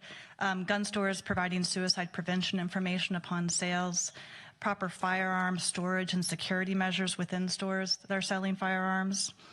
I would just like to say we don't have to look back very far to see the tragedy of gun violence very close to our community. A high school student was gunned down in Belmont, left to die in an elementary school property. I feel if we currently don't have the power to make change at the federal level, I appreciate that our community and our residents are standing up at the local level, and hopefully some of these rules will roll up eventually. And I thank you for your time and consideration with us. Thank you.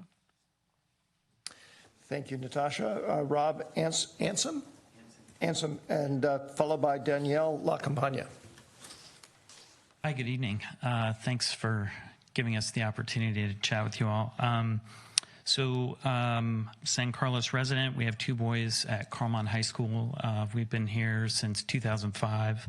I definitely like a lot of what I heard around curtailing sales of guns. I support the law enforcement permit idea.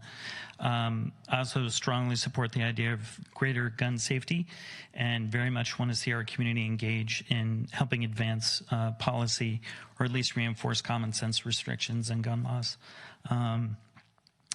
Sadly, this is timely. It's been a pretty intense time for gun violence. A friend of mine brought our sons and their friends to UC Davis, and it was 2 days before the Davis officer was shot and killed. And they are classmates with the boy that was just referred to, the boy that was killed in Belmont. So I think is coming closer and closer to all of us, and I think we live in a really safe environment, but I feel like that gets harder and harder to explain that to our kids when things close in like this. So I appreciate your efforts and the attention to this, and I want to support you in trying to come up with common sense solutions to it. Thanks. Thank you, Rob. Danielle LaCampagna, followed by Rebecca Dodson. Good evening. Thanks for letting us speak tonight. If my memory serves me, I think it was Mr. Collins and Mr. Olbert that, before Turner's was even mentioned, tried to get the council to discuss this very issue. And so I'm really happy that you two are the veterans here, and that we have these three new faces, because I do think that this is the right time. I don't envy you. I mean, there's a lot brought up. I went to the last planning meeting and talked about things that I liked, but I'm talking about something a little different tonight. But I do like what Mary said. I'm also wish that we could be a little bit risky and look at having just two businesses, given that we have two established businesses. I like that idea too. I wanted to let you know that, I do think, as Rob said, who's my husband, that, it's getting closer and closer. In 2018, we heard from the San Mateo County Coroner's Office that there were 27 suicides in San Mateo County, 9 homicides, and 1 that was undetermined. So it happens here. You don't often hear about the suicides. That's 13 more than the previous year. So I thought that was notable.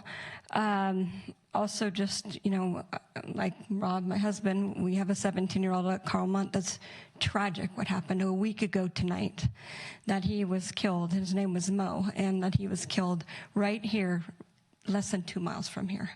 So this is a very important issue, and I thank you for tackling it. Thank you, Danielle. Rebecca Dodson, followed by Ron Piovison. Hi, Rebecca Dodson, San Carlos resident of 3 years now. I wanted to say first, welcome to the 3 new members of the City Council. I voted for all 3 of you. Fittingly, I was a single issue voter. I voted for the 3 of you because I believed that you would listen to your constituents when it comes to gun safety. Your constituents who are overwhelmingly united on this issue and asking that you enact strict common sense gun regulations in San Carlos. I asked the City Council at the very minimum to enact a conditional use permit process and a discretionary law enforcement permit process for any future applicants who wish to open a gun store in San Carlos. I would also urge you to take a multi-prong approach and explore other ways to limit the number of gun sellers here. As Mr. Pierce pointed out at the Planning Commission study session last month, the ability of a city to cap the number of gun sellers within its boundaries has not yet been legally tested. I would be very proud to live in a city that was willing to enact regulations that test what's possible. Why not try to cap the number of gun sellers here? 1 or 2 is more than enough. The people of San Carlos have come forward time and again to speak on this issue, and I implore you, please listen to us. Please do whatever is in your power to limit the number of gun sellers here. Please explore the range of options available to you to protect the character of our town and the safety of its residents. Thank you. Thank you, Rebecca. Ron Piovison, followed by Joanne Sorrell. Hi. Thank you very much. And yeah, my name is Ron Piovison. I've been in San Carlos for about 5 years. I have 2 children in public school here. And like many others before me, I've spoken a number of times to the council on this issue. I would like to welcome the 3 new councilors and thank you very much for listening to us as we talk about this issue. It's I won't let it escape notice that there was one councilor who did not agree with this issue, and I'm not entirely sure right now where his hand-picked replacement is, but he's not sitting in this council. What I would like to highlight, though, is that when we did talk about this in November 2017, I think there was over 500 people that came to speak. And I think it was easily 10 or 12 against the gun store versus those for it. There was an overflow room. This was something that motivated the community like I don't think anything has ever motivated this community. Gun safety is extremely important to this community. Having gun stores is counter to what we view as a safe, welcoming environment for both our community and our children. So I would just like to highlight that as we continue to have this discussion, I think you'll hear from those who have spoken before me, those who perhaps may speak after me, and certainly from me, that we wish to push the issue, to push the boundary on this issue and be as aggressive as we can to find regulations, ordinances, rules that restrict stores that quite frankly are dangerous. If we have to think of a store and think of ways to avoid it being crashed and grabbed like it has, like Imbert & Smithers has been, then we're probably talking about a store that is attracting unsavory characters, and why would we want those types of stores in our community? So I just encourage us to be as aggressive as possible in regulating such establishments. Thank you, Ron. Joanne Sorrell, and that's the last card I have at this point.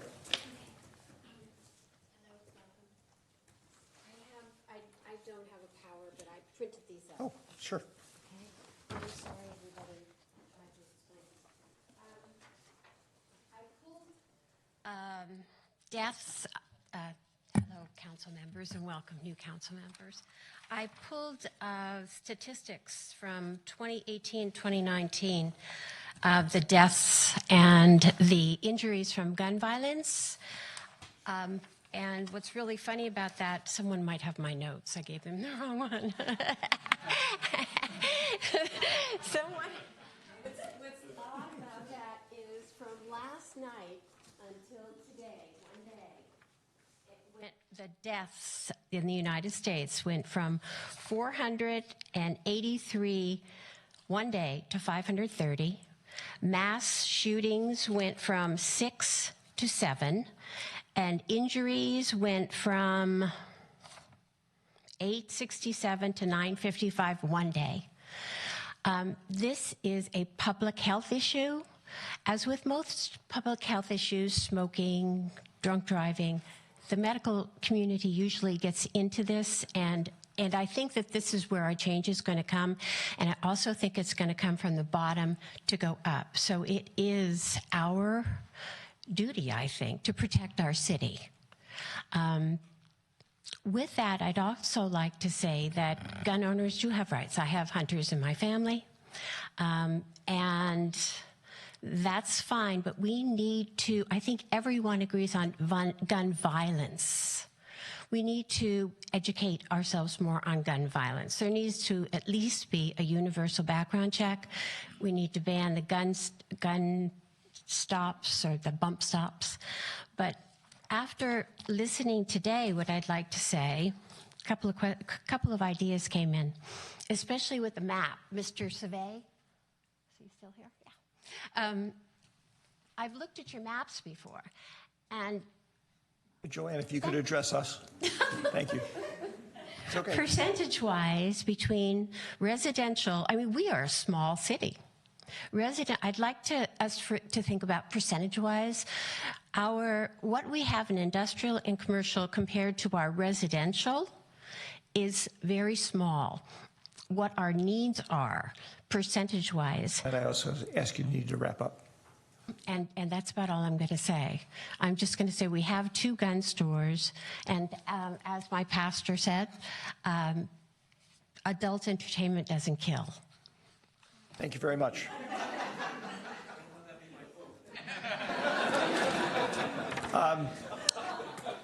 Is there anybody else? Is there anybody else who would like to address the council on this issue? Okay. Thank you very much, everybody, for the respectful way in which you handled that. Again, I know this is a very, very significant and potentially divisive issue, but it's good to see San Carlos demonstrating once again why we are the city of good living.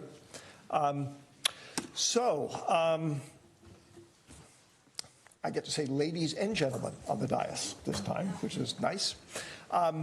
We are having a study session tonight, so basically the goal here, the end result, is for us to give guidance back to staff so that Jeff and Greg can take the next step with the Planning Commission and with staff drafting something to come back for further review, in the future by us and hopefully adoption. It's not an action item.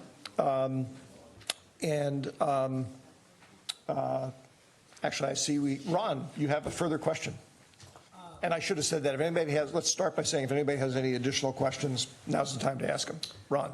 Thank you, Mark. One of the speakers brought up something that I had certainly thought about, and the whole issue of suicide prevention information being given out. I haven't heard it. I'm wondering if that's something that we could incorporate. I think it's sort of you talk about low-hanging fruit. I think that's something that maybe we could potentially put in an ordinance. Maybe they already do it, and if they do, great. But I think that's something that we ought to take a look at in the. Sorry to interrupt. Are you asking a question about whether we have the authority to do that? Well, I believe we probably do. Okay. I'm just saying I would like to see that suggested in whatever ordinance that we put in place. But beyond that, I thank you, everyone who spoke. I think they were great comments. Thank you. Again, just as a reminder, at this phase, if we can limit ourselves to questions, and then we will very quickly after that move into discussion. So, Sarah. Thank you, Chair. This was also brought up in the public comments, and I wanted to just quickly ask a question about it, and it has to do with the timing of going through the law enforcement permitting process first and then the conditional use permit second. And part of the law enforcement permitting process, would the stores have to invest in the high-tech security cameras, not knowing if they would get through the conditional use permitting phase second? I'm not sure, you know, how, I know that came up in the Planning Commission also. Yeah, I'm not sure because it hasn't quite been formulated to that level yet, but I'm not sure if the actual expenditure is required, but certainly the background checks and that information would have to be completed before the sheriff would or the chief of police would issue such a permit. But I'm not sure if the actual improvements would be there, because you're right, the use permit is the right in land, and so they might not start some of the improvements to the property until they got the use permit. Typically in situations like this, and there are situations like this within the building world, they would be agreeing to the requirements of the permit, and then it wouldn't be signed off on until all the steps were completed and we physically verified and inspected that those things were in place at the end of the process, so that they wouldn't have to buy the system, they'd have to commit to it and understand it, and then we'd have to verify that in fact it was there. Otherwise they would have not only wasted their time for the discretionary law enforcement permit, but also the conditional use permit, and that would be on them, and we wouldn't sign off. Maura? Thank you, Chair. So I've got two questions. So one of the things I'm hearing from the community is that people want us to explore to the greatest extent possible, limit the sales of gun sales in our community. And what we have before us is a conditional use permit and a law enforcement permit. And then the other option that has been suggested was also limiting the number of gun stores, but that could be something that could be challenged in future. If we were to pursue, is it possible to pursue both? So in other words, could we put these provisions in place that we know are, I guess what I'm trying to get at is, what's the fallback position? Do we, if we look to limit the number of gun stores to what we currently have, do we jeopardize our ability to then fall back on conditional use permits and law enforcement permits? So that's my first question. Those be two separate things, I think. So the use permit would be an application that an eligible person or business would apply for. The issue, I think, that we would face if for this hypothetical third person would come in, there would be no discretion to approve that third use permit or law enforcement permit, because we would already be maxed out at 2. So that's where it would arise, I think. The issue would arise at that stage. Okay, so So we wouldn't issue a use permit if we had already had 2 stores. We wouldn't be reviewing it. So if we were to take a position of limiting the number of stores to 2, and that gets challenged, and let's say we lose, right? Because I mean, would we then be able to come back and do these other conditional use permits, et cetera? Yeah, well,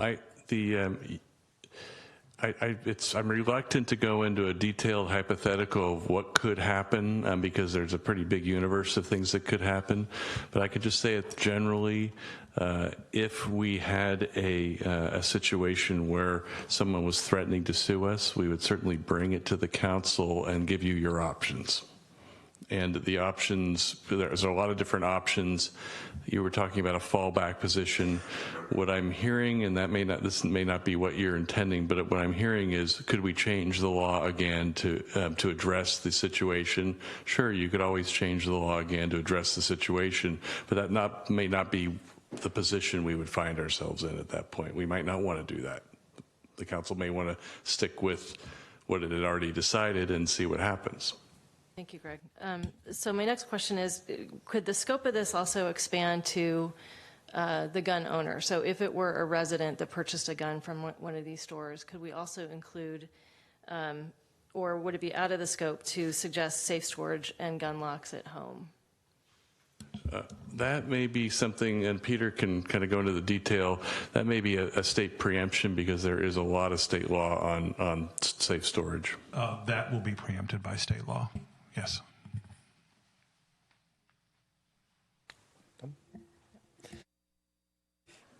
Thank you. I had one question and one answer, which I'll let Peter and Greg correct if it turns out it's wrong. I think it was Kathy Baird, I made a note here, asked about whether we could specifically prohibit types of guns that were available for sale. My recollection of the discussion I had with you, Peter, was that we potentially could. Obviously, other jurisdictions have imposed such limits, but further research would be required, and it's very much a function of the scope of what we do and whatnot. Correct. Yeah, I would really need to drill down and do further research before I can give you a definitive answer as to what particular weapons you may or may not regulate the sale of. But it's a possibility requiring further research. It's a possibility, correct. Got it. Thank you. My other question, I think, is an Al question, and it was sparked by a question that a community member brought up. And you may have addressed this, Al, and I just missed it. And I'm going to say, why are they different sizes? But I don't mean that from sort of a legal or moral point of view. I just mean mechanically, how do they end up being different? And that is the comment Reverend Gates made about the adult entertainment area being far smaller than even the relatively restricted, 1,000-foot gun store thing. So what are there, like, different rules that govern that, or what? Well, yes. The adult entertainment was enacted many years ago, more than a decade ago.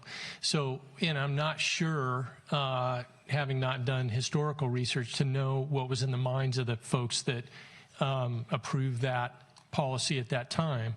But if you look at the ordinance itself, it has very specific regulations for that particular use, just like this would. So they're, in ways they're similar, but they're different based on the use. Did they, was it a matter of they put parameters in there of it has to be 3,000 feet away from any place of worship? In other words, just use the same concept, but just much broader buffer zones? Yeah, it was at least 1,000 feet from churches and residences and that kind of thing. Yeah. Same conceptual framework of a distance-related buffer that yes. you had to comply. Okay, yeah. Thank you. All right.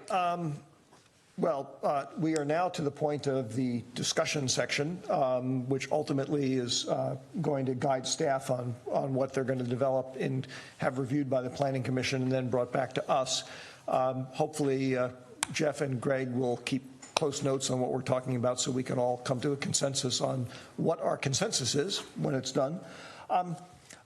Traditionally, in the past, what the council has done is we've used the same protocol of going through the chair for this discussion. I'd actually like to try something different this time, and it's actually based on the discussion the prior council had about single-family home sizes, and I'm not exactly sure why Bob decided to do this, but he basically made it open mic and just let people go, and stepped in when it was necessary to make sure everybody got a chance to be heard. So I'd like to try that here too, because I actually felt that that was one of the more productive discussion sessions the council had ever had. And so it's open mic, folks, and whoever would like to start, get started. Please, be respectful of each other, and if I have to, I'll remind people to give others a chance to talk. Well, I guess I'll start. Just to get the discussion going. I like all the recommendations. Well, most of the recommendations by the Planning Commission. I think we need a discretionary law enforcement permit element. I think we need a distance element. We can discuss that and figure out what we want it to be, whether it's 500 feet, 600 feet, 1,000 feet. I think that's important. I will say, and I think, as I said before, I like the addition of suicide prevention information being handed out. I think that's really an easy lift. I am bothered by the concept of limiting gun stores in town. I mean, anybody who knows me knows that if I had it my way, you could have to go to Nevada to buy a gun. But I also don't want to put the city in a position where, we end up in litigation. That just really helps no one. It it could damage what we're trying to do. It could damage what other cities are trying to do. I just, the old saying about pioneers, you can always tell the pioneers by the arrows in their back. I don't want to be a pioneer on this one. I would like to see, us have everything pretty much short of that that's legally defensible. Anybody knows, certainly on this council, that one of the questions I always ask our city attorney is what we're doing legally defensible, or can we be sued? And if we get sued, can we win? And so call me not a risk taker in this thing. Maybe that goes to my investment advisory background. I didn't like to take a lot of undue risks. That's just not an area that I think I want to take a lot of risk in. My colleagues, you guys may feel differently about it. But I think there's other ways sort of to achieve the same goal in terms of where we allow them. I think almost by default, I think as Adam said, we may accomplish that. But I'd rather let that precedent be set by some other city, possibly with deeper pockets. So that starts it off, and we'll see where it goes.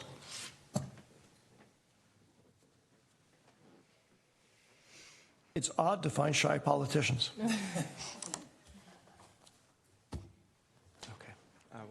I will go next then. So I also would love to see the conditional use permit, the law enforcement permit with an annual sort of review and process in place. I like the idea of that the chief talked about in terms of having the firearms locked up and every night and have those kind of processes in place.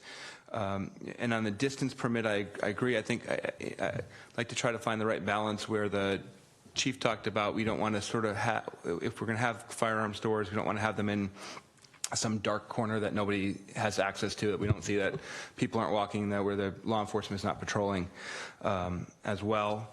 And so for me, I'd like to, and I would agree with Ron, I'd like to sort of push up to the limit as much as we can, but I'm concerned about putting ourselves out there for a limit, looking where we can maybe by de facto kind of put enough distance to make it more difficult. And I think we want to make it as costly and as prohibitive as possible to add more firearm stores, but an outright restriction is concerning to me in terms of the impact on the city. I'm happy to jump in. No. Normally the chair goes last, just out of courtesy, but that's, it's open mic, so. Okay, thank you. Hope if I turn that on. I think it's really important in this process to be very thoughtful, and so I've really appreciated the discussion tonight, and I want to thank everyone who's here, who spoke up, and we all received a lot of emails over the last several days, and I want to thank those residents too. I think that, there's two sides to this issue, and going forward, I want to be very thoughtful and deliberate and really weigh both sides and really think about, as Ron mentioned, what we can take on as a city. Just a few days ago, we had a city retreat, and we all talked about all of the wonderful things that we want to do for this town. We have a lot of needs in San Carlos, from potholes and sidewalks to sports fields, and there's a lot going on and a lot of great things that this council wants to do. And so right now I'm leaning towards also, doing as much as we can in the realm of what is legally defensible. But that doesn't mean that I want to very much study what other cities are doing and their land use and their zoning, as I mentioned earlier. I agree with the reason I brought up the warnings with Greg earlier tonight is a large portion of the Giffords Law Center law enforcement permitting process talks about suicide prevention and the warnings that should be posted in stores. So I think that there's an awful lot that we can do. And I also think that it's really important to remember that we can pass an ordinance and we can also go back a year later and look at that ordinance and decide if we need to push it further or what are the unintended consequences that have happened. It's certainly up for review, and we can take it further if need be in the future too. So again, I really appreciate everybody coming out tonight and speaking. If I could wave a magic wand, I would wish that gun violence would go away.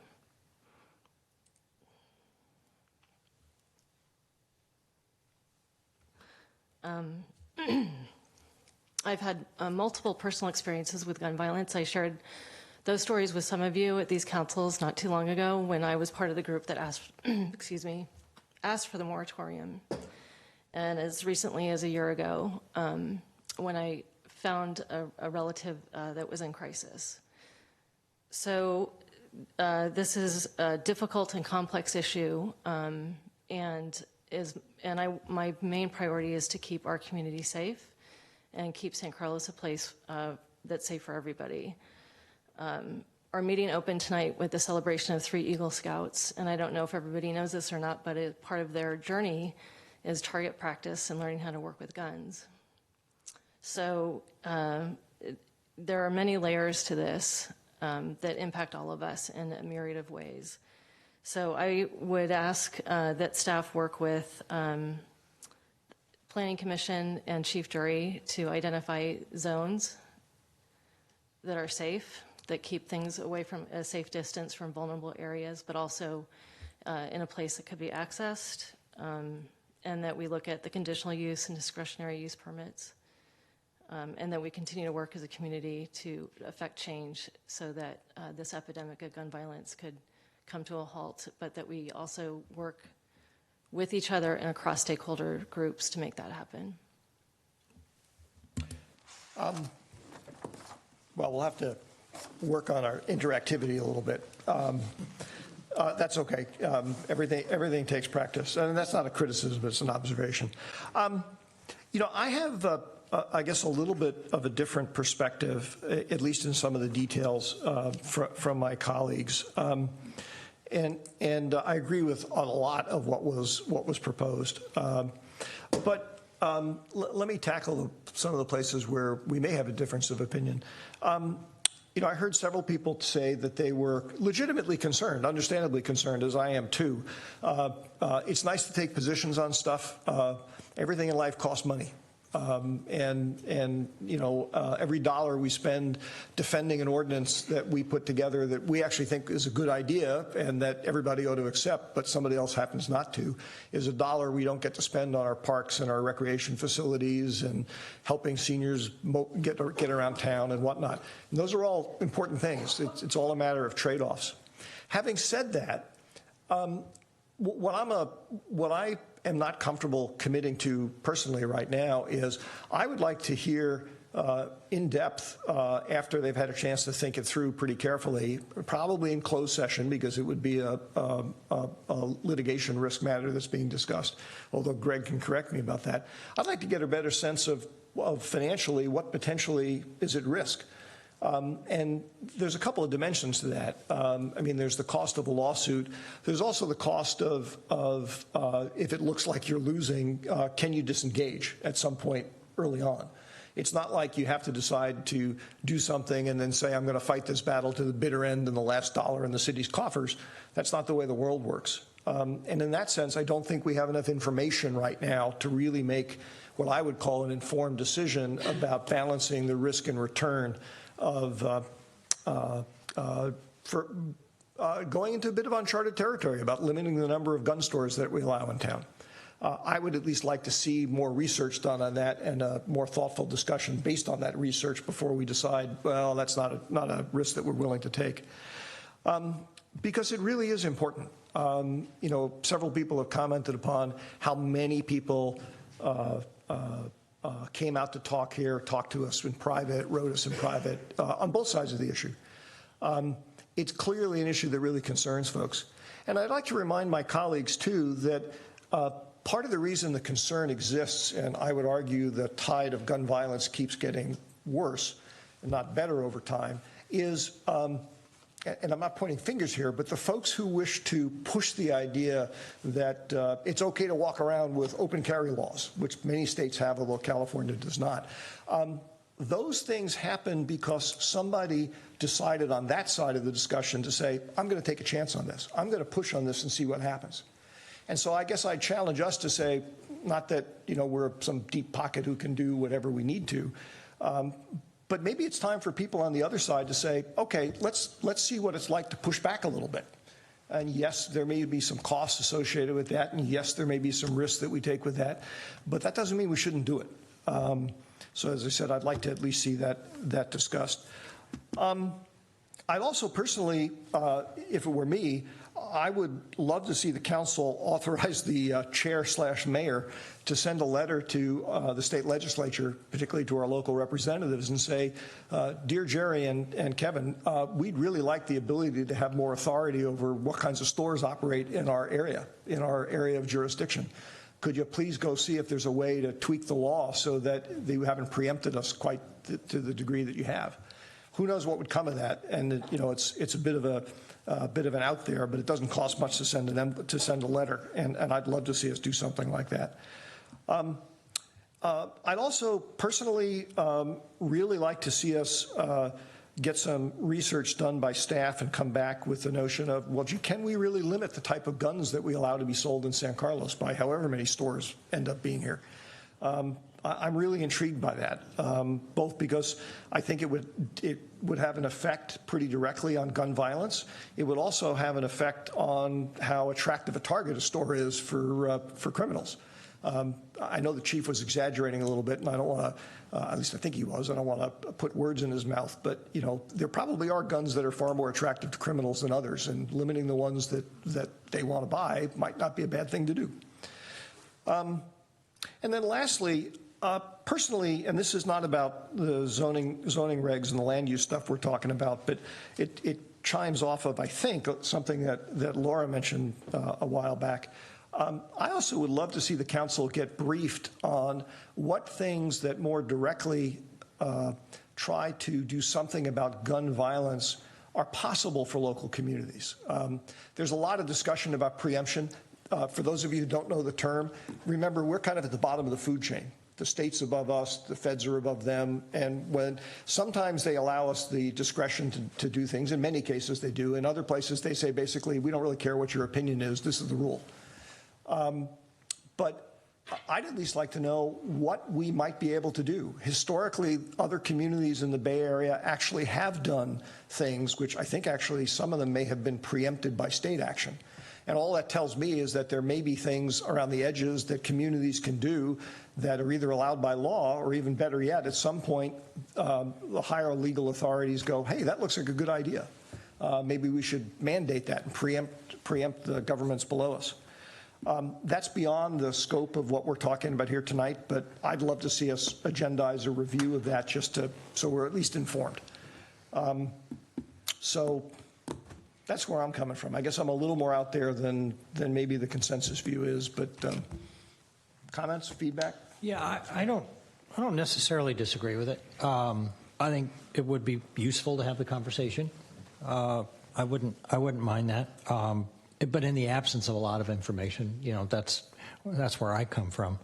One of the things I want to ask is that there are a lot of things mentioned tonight in the discussion, and I think I saw it in the model ordinance, but and maybe Jeff, you can answer this, or possibly Greg.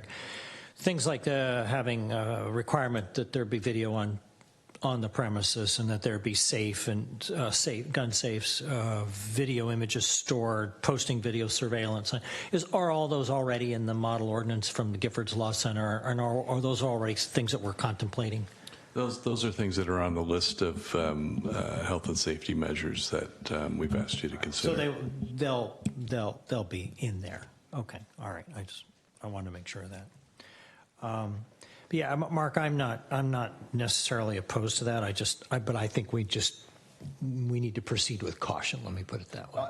And by the way, please, both for your benefit and for the benefit of everybody else, I mean, you and I have talked many times over the years about gun violence and gun regulation and whatnot, and I don't want anybody to think that I don't know where you stand and how important an issue it is to you.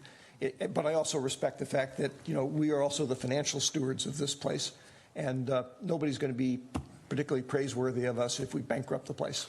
I don't mean to make light of the issue, but that's legitimately a concern. Other comments, or if not, Sarah. I think a report in closed session about how far legally we can push it. I think that's a good idea. And the sort of risk return thing, yeah. Okay. I'd be fine with that too. Okay. And can I just add one other couple of things, Mark? And also, I was remiss in thanking everyone for coming out and speaking. I appreciate that. It's helpful. I have notes from everyone. But also, and I don't remember if it was in the Giffords Law piece, but I know when I spoke with the chief, I talked about, can you put other requirements in around protecting sort of against that crash and grab kind of approach with sort of, barriers to cars entering or trying to smash in there, as well as part of the requirements for the conditional use permit or law enforcement permit as well. I'd like to see that looked at as well, because I think the more we can do and the more we can put public safety first on that, I'd like to be able to do that. All right.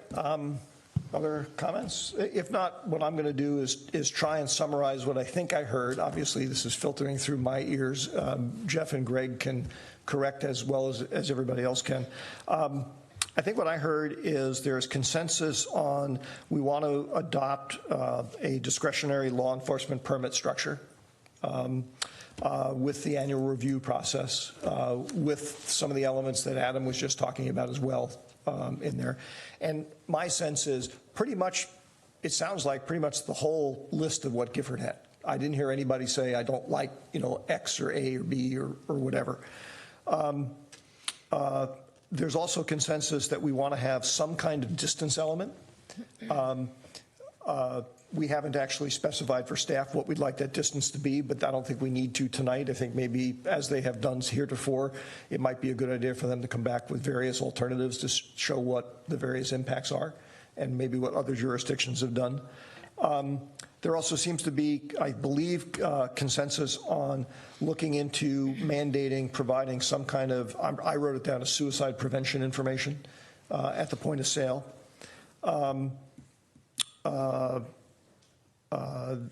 There also was, and these are also part of the Gifford model structure, but I just wrote some notes down about people seem to like the idea of locking up the guns in various fashions. Getting into some of the things that I'm not exactly sure if there's consensus on, so I'd like a little advice from my colleagues.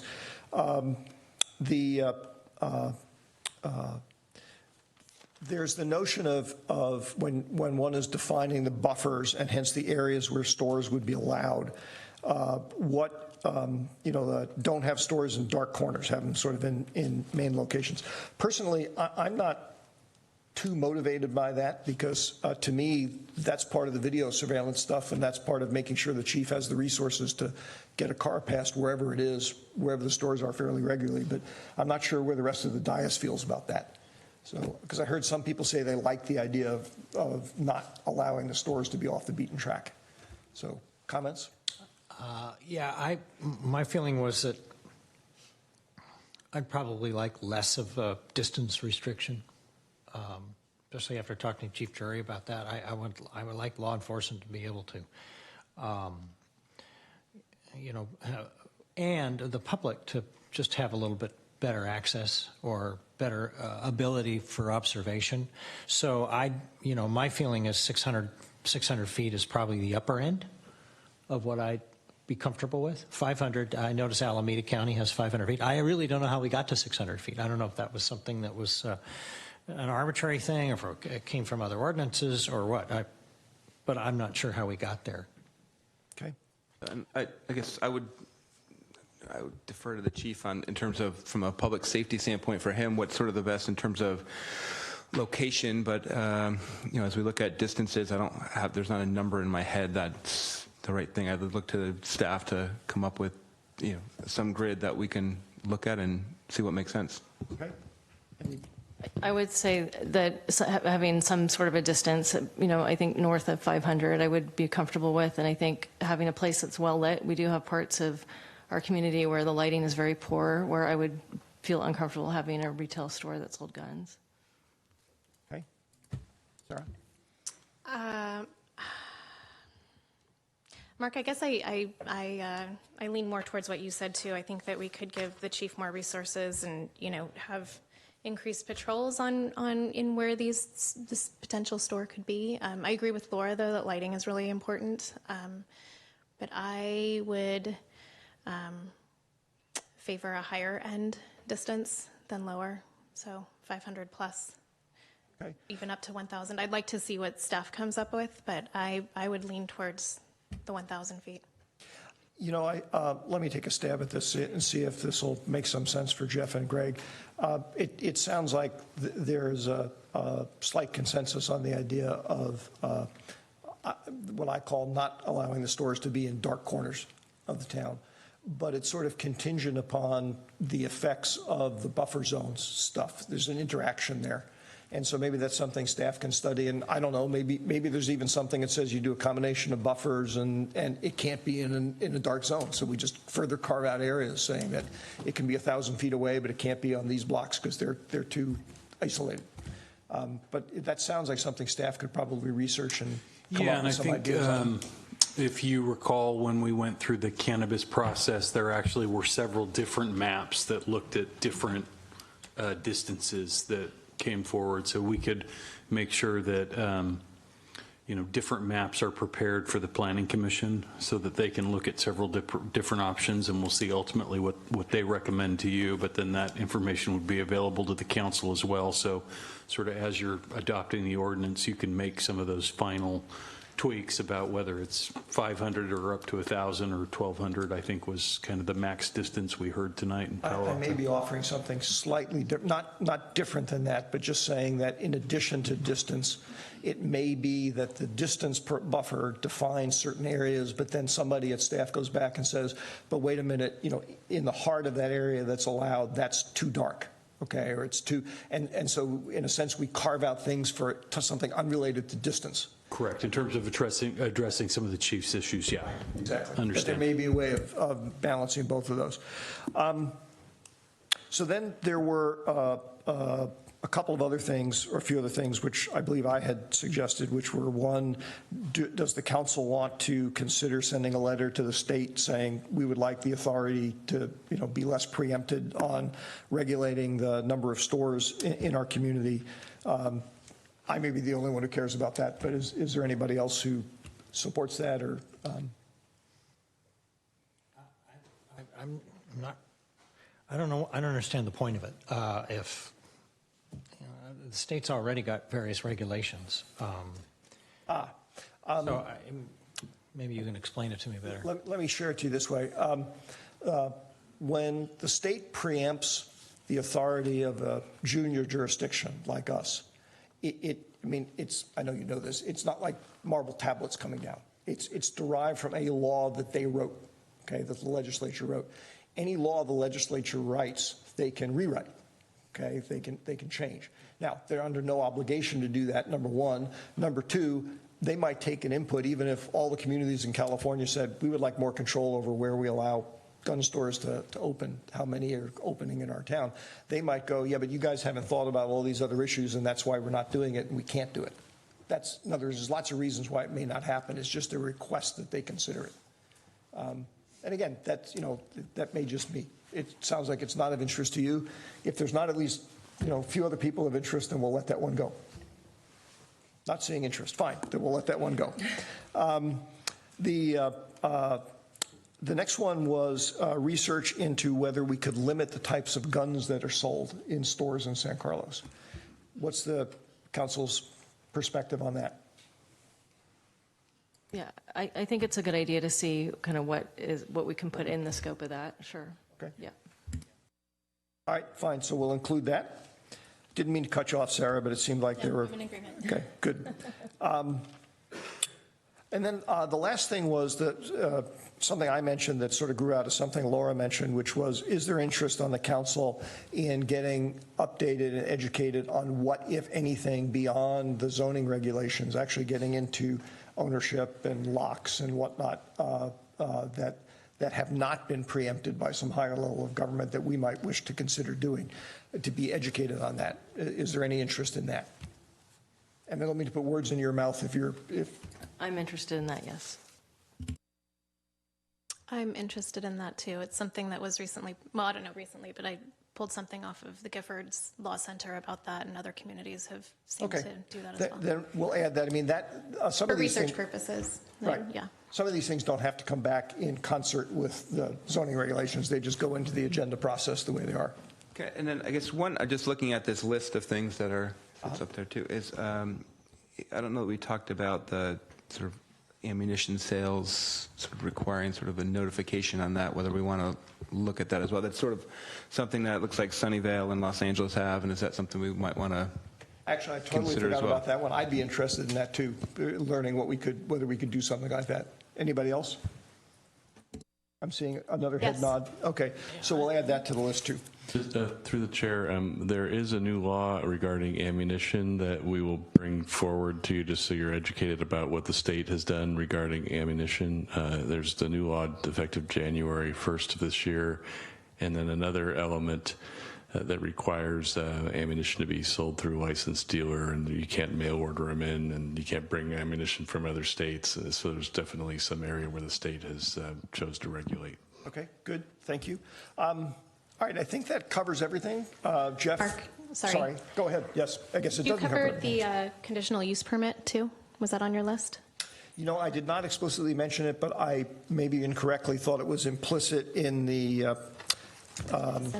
you know, you're right. Actually, we should probably include that. I think it's general consensus. We want a conditional use permit process, right? Yeah. Make sure it makes it on the list. No, that's perfectly fine. Never hesitate to point out that somebody who's 63 years old may have forgotten something, because it happens a lot. There's an age limit. Over 63. Over 63. Okay. All right. Jeff, Greg, do you have enough guidance, perspective? Okay, good. Like my colleagues have said, to the dwindling audience here, no, I know it's getting late. Thank you very much, everybody, for coming in and sharing and acting on your passion in a very respectful and constructive fashion. That's very important, and we really appreciate it. So I'm going to offer, say, maybe a 5-minute break, just to give people who don't want to hear about the rest of the agenda a chance to leave quietly.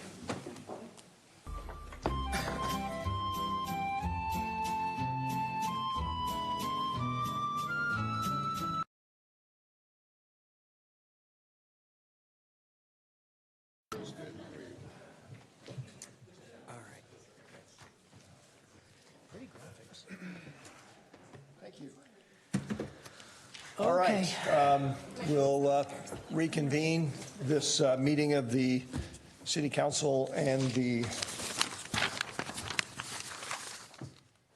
successor agency to the Redevelopment Agency Housing Authority. I think I remember that after all these years. All right, so the next item on the agenda is consideration of appointments to the City Council subcommittees and ad hoc committees for 2019. This is going to be a little more involved than it has been in years past, just because we identified, if you remember collectively, a whole bunch of new subcommittees on Friday in the mini retreat, and had some other things that we need to factor in here. And there's also some thoughts I wanted to share with my colleagues about how the appointments are handled that I'd at least like to get a chance to have them discussed. So with that, and by the way, you'll notice in your hard copies, it cuts in for different people at different pages, but suddenly it shifts to black and white because I had a hard time getting this presentation to come together, and the last thing that happened was my printer ran out of toner midway through the print job. So that's why it switched. So a little bit of background. Something I've noticed over the years, council created positions and committees and whatnot. Once they're defined, they tend to live on even when times have changed, then you don't really need them anymore. We also have a situation where a lot of our regional boards that we appoint ourselves to represent us on are really information only, and or they may be relatively inactive. In addition, some positions are open to any council member and are elected regionally or appointed by the body itself. And there are a few items like that that came into the list of organizations that are on our list of putting people in. The important part of that is it's not really up to us. They're open to whoever wants to apply and run for them, but they're not really an action at council item. And then finally, we have a bunch of positions with our own commissions that are basically for liaison only. And I have a couple of ideas about that I wanted to run by the council and see if people are interested in making a change on how we use those. So And again, these are all my thoughts, and the council is free to accept or reject any or all of them. I would like to see us keep the current approach on how we appoint primary and alternate representatives for what I call regional decision-making bodies. These are bodies where either the activity is really important, like Silicon Valley Clean Water or the South Bay Waste Management Authority, South Bayside Waste Management Authority, and where continuity of understanding what's going on is really important. And so it's kind of important to have a person and another person as backup who can work amongst themselves to keep each other updated, but basically cover our interest on those bodies. However, those other non-decision-making and/or low-activity regional bodies, I thought I had, and I think about the local policymakers group that you're the primary on or have been, and I'm the alternate. It has no decision-making authority. It's an information-sharing conduit for Caltrain, and it's an important one for that reason. But it seems to me that one of the things we could think about doing is appointing a particular representative, because we have to do that, and then basically making everybody else on the dais an alternate. So it's sort of, it gives us more flexibility about if you can't make the meeting, who gets to go. I wondered how. Go. Where you were going. What committee was this? I'm sorry, I missed. I was using as an example it's called the Local Policymakers Advisory Group, right? They call it CalMod for short, but basically it's a Caltrain modernization electrification. Right. Okay. And it's just an example. There are other ones like that.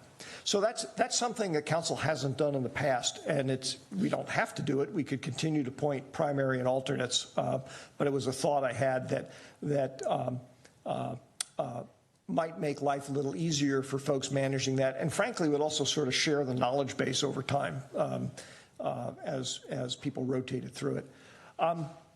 You'll also see that there are a number of positions on committees and commissions and whatnot that I'm using the word moribund, and they were important at one time. They still sort of exist, but I think it's sort of a good activity every once in a while to go through and clean house. And you'll see which ones I've identified with that. And if you agree, then we will simply, probably as a separate action. Is that right, Greg? We can't actually dissolve something tonight, but we could direct staff to bring back a consent item that makes those changes. That's correct, and you don't have to fill the position. You just right, and we just don't fill the position tonight.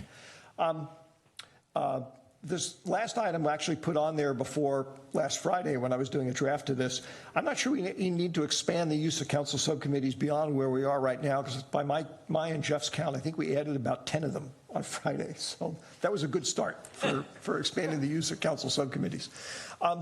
One additional thought, however, that I wanted to toss out there is whether or not in some situations with maybe perhaps really significant issues, and this is sort of half a question for Greg too, let's say housing, for example, Greg. Is there anything that prevents the council from either encouraging or allowing two pairs, sort of set up two subcommittees that obviously can't work together because that would be a Brown Act violation, okay? And they clearly would be using more staff time because there'd be two of them. But it would give a way for, if there were a large number of very interested council members to work an issue, to work it ahead of time. And if that requires more research, we'll just leave it aside for now. I mean, I hear what you're saying. I've not heard of that being done, but it with some procedural protections to avoid any interaction between those two subcommittees, it might be possible, but we just have to look at it.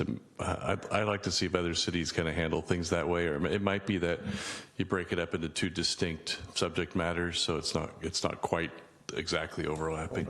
Yeah.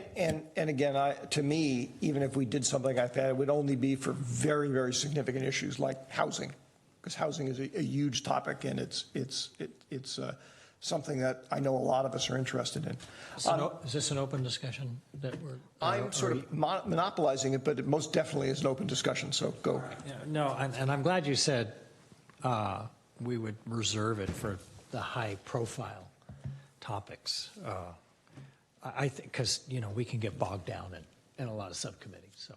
And we all have to remember that while a subcommittee provides an opportunity for a pair of council members to lawfully discuss a topic outside of a council meeting, it also inevitably ties up staff. And so if you have two It's more meetings for subcommittees, staff, that's too. twice Yeah. as much effort that staff has to exert. Right. And unfortunately, Jeff keeps telling me, we don't have unlimited staff resources. So I always thought it was the responsibility of the city manager to make sure the council could do whatever it wanted to do, but apparently that's not the case. So that's a joke for anybody who's listening. I tell you what, let's leave that particular point as just something to think about. If something comes up where people feel it's, that'll give Greg time to research it. Last suggestion that I have for the council to consider, we have for many years had liaison positions for each of the standing commissions that we have, the Planning Commission, EDAC, et cetera. In all honesty, I'm not even sure for the last few years who I was the appointed person for. And I know when I, for example, when issues came up on a commission that I wanted to hear from commissioners or ask them their thoughts on stuff, I would clear it with Greg first, saying, is it okay for me, as long as I follow Brown Act prohibitions, to talk to multiple commissioners? And the response I got basically was, sure, you're allowed to do that. I mean, you're a resident of San Carlos. So the last thought here is, I'm not sure we really need official liaison positions. And if we just eliminate them, I'm not sure we're actually going to have much effect. And we all have the opportunity to talk to whoever we want on any of the commissions that we appoint. So you're talking about like EDAC and Parks and Rec and Planning, TNC. Yeah, I think I've been asked to go to one youth advisory council meeting in 7 years. So well, and in fairness, if a commission asked, like they wanted somebody to youth advisory, I think they make the request through staff and we send somebody. I mean, that I don't see why we couldn't do that. We don't necessarily have to have a formally appointed person. I don't know. Is there any issue with that? I mean, staff-wise? You mean as far as staffing or just concerns about? And is there any reason that we've done it this way up until this point that changing it would disrupt? Cities have done it this way for a long time, and I think the idea behind it is to have an assignment so that one council member can report to the entire council about what happened at that commission or committee. But you always had the ability to interact with commissioners, even if there was a liaison. The other council members were not prohibited from doing that. So I think what Mark's proposing is just to eliminate this formal position that's not really even being followed very much right now, because I can tell you, when I cover the Planning Commission, I don't often see. I did see Mark at a recent council and some of the new council members at some of our Planning Commission meetings, but it just doesn't happen very often. I met with the Planning Commissioner last month just because I wanted to. I had questions for him, so we had coffee and we chatted. But I wasn't the liaison, so yeah, I'm not sure I have a. I mean, if there's nothing that. Some sort of regulatory issue with it, I don't have a problem getting rid of it. It does seem sort of archaic. So I had the opportunity to meet with most, representative from each of the commissions, not all of them, but some of them. And my sense is that, obviously the role and responsibility of each commission is slightly different. And so depending upon kind of what the expectation is of what their deliverables are to the broader community, I would say would maybe dictate whether or not we have a liaison. So, for example, right, if we're going to be doing this safe routes to school study or the bike pedestrian type thing, and that could get depending on where that goes, that could be very complex, and it might be valuable to have a point person from the council to work with them if there's value there, but not just because. So I would just say, I think it depends, but probably in most cases, we probably wouldn't need that. Well, maybe we could just decide that as we go. Almost on a project basis or task basis, yeah. Okay. If I could add just a suggestion, what you were just starting to allude to there, that perhaps as you're going to more of a specific program or project-based council subcommittee, that you would simply have the understanding that it would be the responsibility of that subcommittee working on an issue, say it was very transportation heavy, to then liaise with the TNC and the other commissions as it worked its way back up to council. And since obviously those council members on the subcommittee would probably be a little bit ahead of the rest of the council in terms of their understanding of the issue. I think that's a good idea.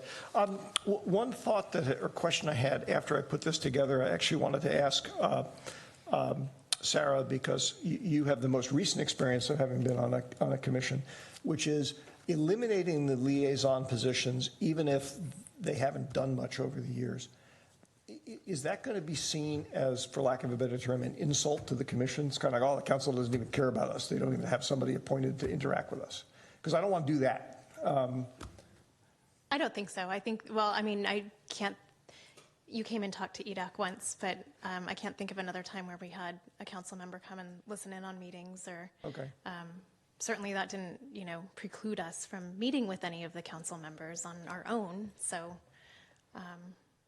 I like Jeff's idea about doing it, ad hoc when there's a hot issue and a subcommittee can then reach out to the commissioners. Okay, good. Let's see, next page.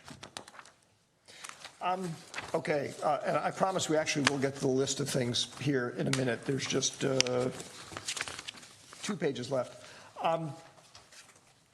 And this gets into some issues that may be utterly irrelevant for the current council, but I know were issues for prior councils.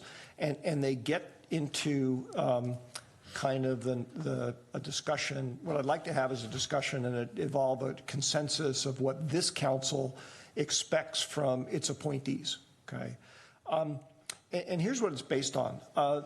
Some of these commissions, the regional ones that we appoint people to, and my go-to example here, it's one I'm personally familiar with, is CCAG. It has meetings that are public meetings. They're open to the public. It occasionally gets covered in the press. It's very rare for actually anybody from the public to be at the meetings. It does control some degree of allocating financial resources. So you end up with a situation where you have decisions that are not deliberately, but they're sort of being made out of the public eye, although they're completely in compliance with the transparency statutes. And that actually sets the stage for situations where the personal views of an appointee can sometimes be different from, I said override, but can be different from those of the broader community, or even for the council that appointed that person. I mean, hypothetically, the prior council had no idea how I voted on various CCAG initiatives, because they never asked, and I didn't do it deliberately, but I don't think I ever told them. Offered. Well, yes, that's true. In my own defense, you may remember that when I used to be the representative on the South Bayside Waste Management Authority, I did several times come back, and there were like crickets when I was talking. And so eventually my takeaway was nobody cares, which is fine. And I'm not criticizing that council or any council for that. This is a new council. It's something for us collectively to think about, which is, what does this council want? Okay. Some things about what we could do if we wanted to is, unlike what we've done in the past, we could actually set a rule that basically requires the appointees to some or all of these regional commissions to compile and give to the council as a whole regular reports, whether they're just written and we read them, and if people have questions, they say, let's agendize it, I'd like to talk about it, or whether perhaps the appointee says, you know what, there's stuff coming up, I really would like to talk to everybody and get their input, make sure everybody's on the same page. That's something that we could do. There are some issues that would have to be sort of worked out, not the least of which is that if we were to decide to do something like that, that's actually a change in policy, and we, as Greg has pointed out before, we'd have to bring that back as an action item, saying that going forward, this is what we expect our appointees to do. There's no rule currently, like I used to do with South Bayside, there's no rule that prevents any of our appointees from just calling me or Jeff saying, hey, I need to get some time on the agenda. or bringing it up in agenda setting. So it's not that we have to have a policy. It's more whether we do it ad hoc or whether we as a group want to hear from our appointees. So what's the sort of feelings and views of this council? How do you want your appointees to operate? Well, since you and I are the only two that have actually been on all these committees, I'll just offer my opinion. You know, when we had the council committee reports in the beginning of the meeting, we tended to talk more and say what we've been doing on those. But when we moved them to the end, it was at the end of the evening, nobody really had the time or the energy to give those reports. Personally, I go to a lot of these meetings, and sometimes there's just nothing. There's nothing to report. It was an interesting meeting, or it was not an interesting meeting. What I would rather see is that if we look for what is pertinent and relevant to what we're doing and relevant to San Carlos, and we leave it at the discretion of the council members when we come to council reports to say, look, this happened, the following things happened at the last meeting, because I think that if we start getting bogged out in written reports and stuff and formal presentations, we're going to have really long meetings. And I think we just should, and we're all intelligent people, I think we should just leave it up to the council members to decide what's relevant to the council and the city. By the way, one thing I forgot to mention before, just as an example for my new colleagues, do any of you know what the single largest public works project in recent San Carlos history is, financially? The sewer upgrades? Congratulations. Yeah. That's most council members don't know that. Well, I don't know, do we survey them before private notes? Right. So, but that's an example of, and again, I'm not criticizing our former appointees, but that's an example of something where it might be that the council would like to have a little more insight into what's going on there. All right, well, I think what I'm hearing is that we basically keep the status quo on this, but just encourage people as there are things, I'm not trying to put words in your mouth, but as there are things that come up that they think warrant attention, mention them in the council comments, and if necessary, ask to have something put on the agenda. Right, and if you want to have a discussion about whether or not to move the council comments back to the beginning of the meeting, that's a worthwhile discussion to have.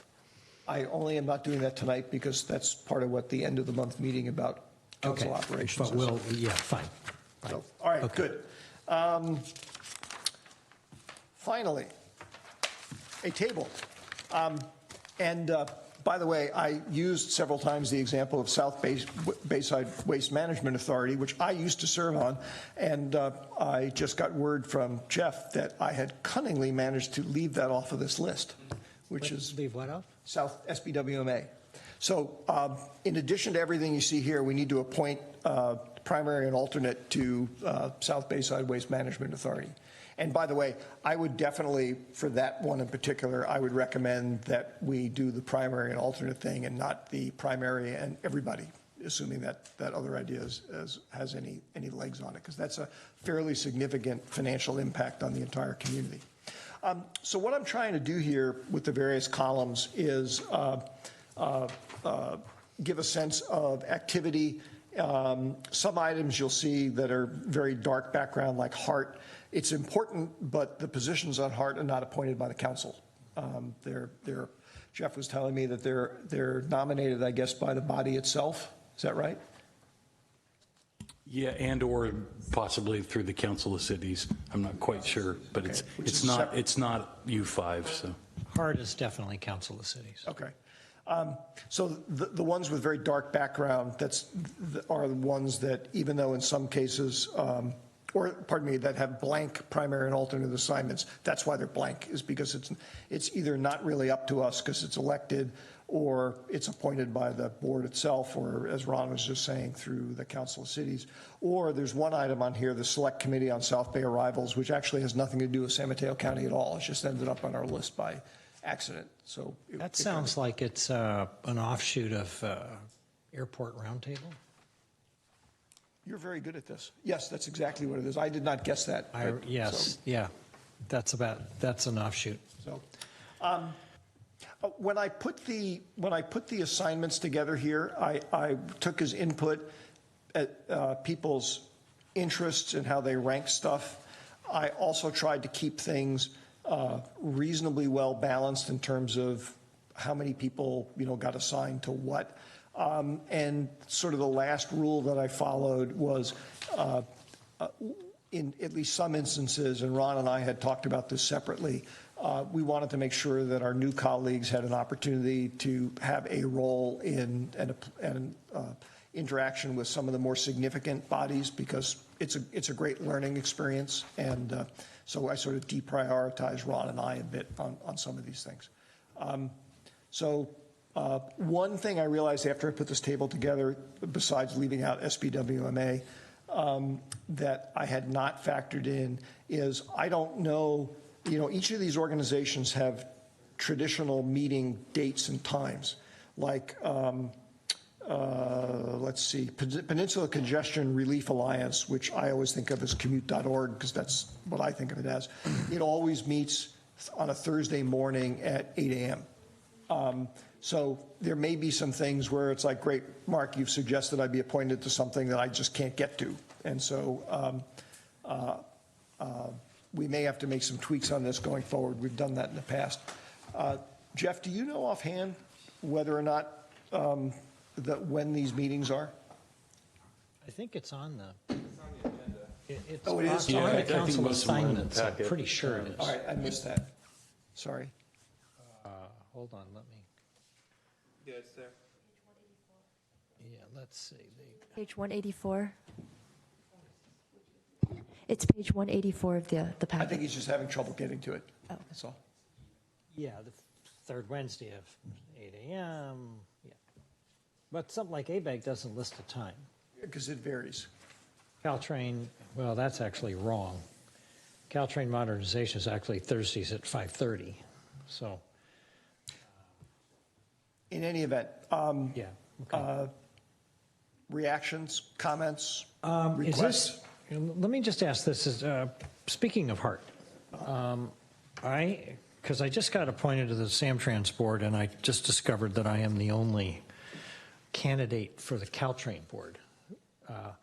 That's going to impact my time in a way that I hadn't anticipated. So what I'd like to know is that if I were to resign from the Hart board, is there interest in any of you up here to take my place? Because this is it's,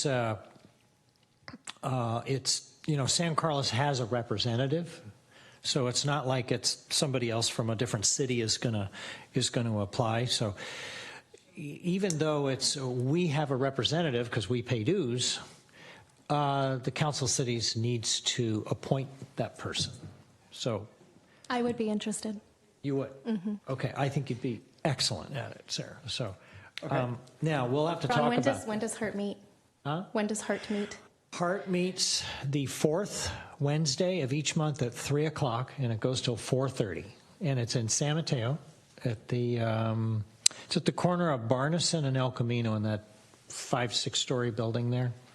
That's where there's a Charles Schwab there. It's Silicon Valley Community Foundation meeting room. It's on the bottom floor. That's very detailed. Thank you. Can I talk with you about that offline? Yes, definitely. Okay. You can give me a call tomorrow or something, or we'll chat about it. Okay, that's really the only main thing that I had. Comments on these proposed appointments from other people? Looking at the times quickly. Oh, right. I can tell you the Emergency Services Council, Adam, used to meet late in the afternoon. I don't remember which days of the month that they It says did. quarterly on third Thursday at 5:30. That sounds right. Yep, I concur with that.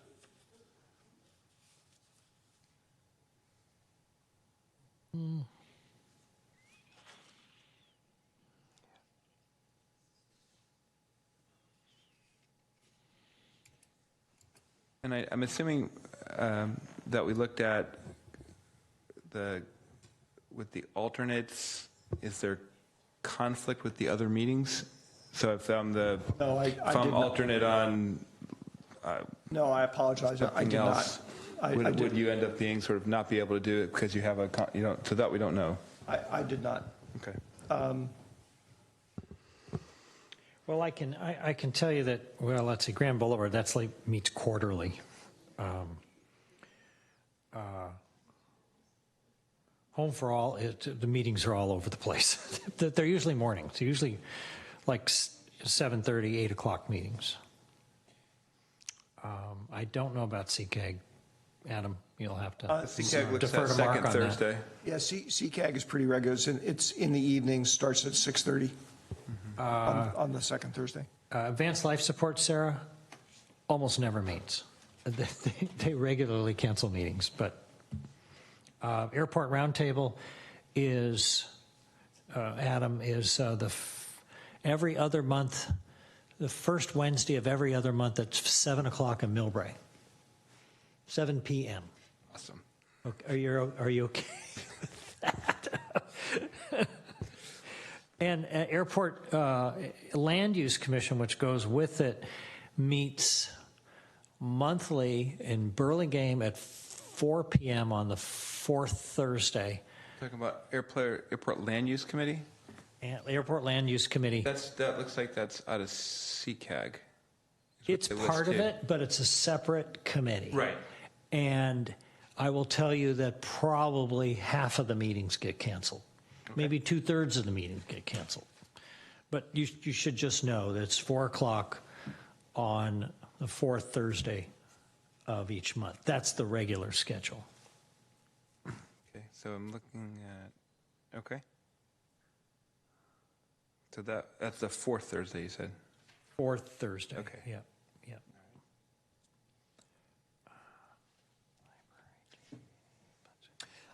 It occurs to me, Greg, let me ask you a question. Can the council, I know we can change this, we have on the past changed assignments at various times.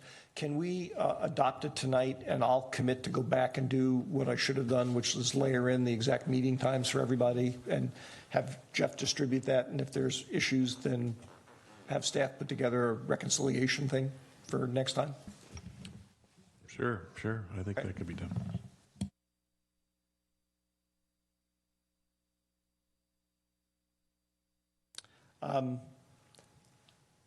Anybody have any, if nobody has any, like, I really don't want to serve on Committee X or Commission X, what I'd like to do is move on from this one, but before we do that, we do need to fill in the blanks on SBWMA, and that typically meets in the afternoons once a month. I believe it's on Wednesdays, if I remember correctly.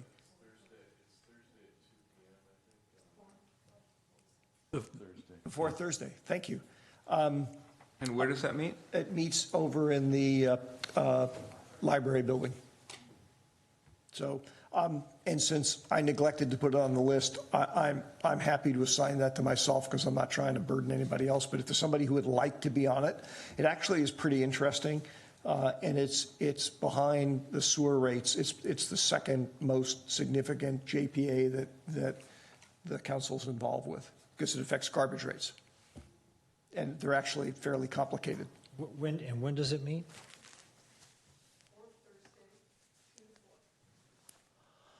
Fourth Thursday, 2 to 4. That's SBWMA? Yes. That's Recology, basically? Yep. That's a garbage rate. Yep. Any interest besides Ron? I'm happy to take it if you don't, You like but it, if you'd Adam? like to, I will gladly give. I actually, I have to tell you, I wouldn't mind if one of the new council members took it, not because I'm trying to burden you with it. I learned a lot being on it. I don't need to relearn it. Okay. All right. You'll love it, Adam. It's great. Good with it? Okay. Good. Alternate? Okay. Laurel has graciously volunteered to be the alternate. All right. Thank you.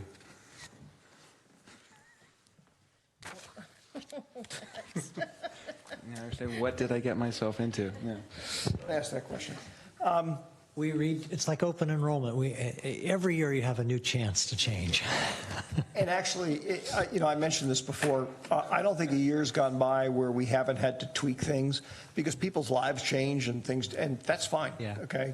True. It's not like we only do this once a year.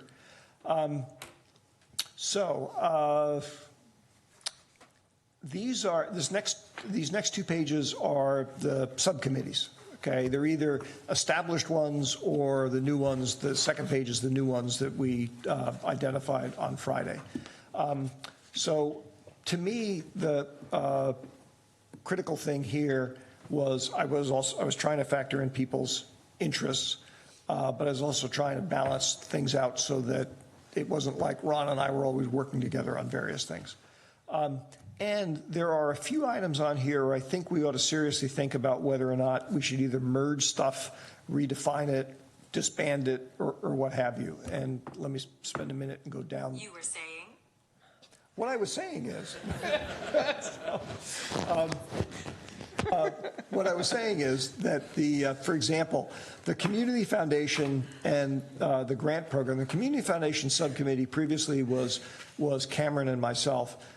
And that was initially to screen the people who had asked to be part of the foundation board, if you will, and be involved with the foundation prior to the council deciding whether we were going to appoint somebody, who we were going to appoint to it. We didn't actually go in that direction, so I don't really know that we need a subcommittee focused on the Community Foundation at this point. We obviously are going to be interacting with it as it comes up to speed, but that may be something that interaction is something that we might subsume under the grant program. The grant program is the council out of its own budget typically spends, but it's like $40,000 to $80,000 a year, something like that, on philanthropic grants that people apply for. And we have a subcommittee that reviews those and makes recommendations to the entire body, the whole body, about which grants ought to be fulfilled and to what extent. So that may be an example of 2 that we could stick together. The Development Project Construction Committee actually was a new one to me. I didn't even realize we had something like that. Personally, I think we would be better off, kind of along the lines of what we talked about on Friday, is on specific projects, have specific subcommittees for those projects, not sort of have a catch-all one that deals with every big project that comes along. That'll share the pain, also share the knowledge base. Another one that I had questions about, public safety. We on Friday talked about establishing a ad hoc public safety committee of residents that we would, provide applications for, an application environment for, and then we would appoint to basically focus on specific things. And perhaps maybe it grows eventually into a standing committee or not. That's a different question. But to me, that would be something that it wouldn't necessarily be a council subcommittee anymore. It sounded like the council wanted to go in the direction of having a special purpose resident staffed committee. And the last one, public transportation, I'm not even sure what that one has ever done in the time I've been on the council. So that's why I marked it as disband. Right. Can we back up a second? Sure. You have high-speed rail there. Did you, is that something that's been completed? I didn't remember seeing it separated. Jeff, I'm going to let you respond to that one. Yeah, I don't recall having had a meeting, but it's been on the list, so we simply High-speed rail duplicated is the list. It's part of the electrification project, and every other month, the high-speed rail people come to that meeting. Which is at the local policymakers. That's the LPMG meeting. Okay, so we could, if we wanted to, eliminate the high-speed rail subcommittee and not miss a thing. Yeah, you just fold it right in because, you're already going to the Caltrain, LPMG meetings, and every other month the high-speed rail people show up and give us an update. Okay. And then the other question I had was on housing. You said completed? Because my recollection is housing is that subcommittee that you and I were on having to do with the single-family house size thing. That's why I said it was completed. Oh, that. Maybe I misunderstood, okay. but I thought that's what the subcommittee was. But we also had used that committee for like affordable housing issues, unless you want to put that under something else. Like we've got some issues coming up where we may have some affordable housing projects coming forward. And I thought that that's what that committee was for. Jeff, any Remember, comments Jeff? on that? Yeah, it was used for all kinds of things, but I would say that had it not already been on this list, then based on the council's discussion last Friday, it would have been on the next page. I only didn't put it on the next page because it was on this list. So it looked a little different last time I saw it this afternoon. Well, in that case, I think it makes sense not to mark it as completed. And as you'll see, I cunningly actually suggested we appoint you and Laura to that. So even though it's completed, you had no work to do, but it's uncompleted. It's just open now. So I can take credit for all that work then? Yes. Is it- Okay. You should get, and blame too. That's how it works. That's right. That's right. Chair, I have a quick question. So on the preceding page, we had a primary and alternate. I just want to get clarification on this page where there's 2 council members listed.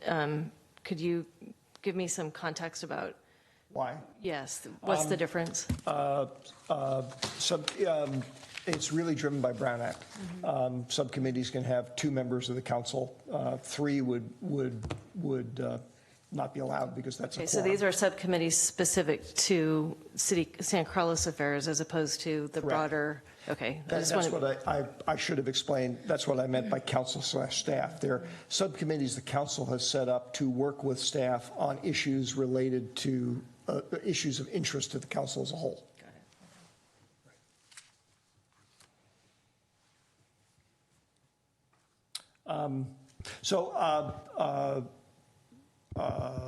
Let's see, are people okay with the idea of either merging the grant program into the community foundation or perhaps just marking the community foundation as completed at this point and move past that? Or do you want to keep it separate or what?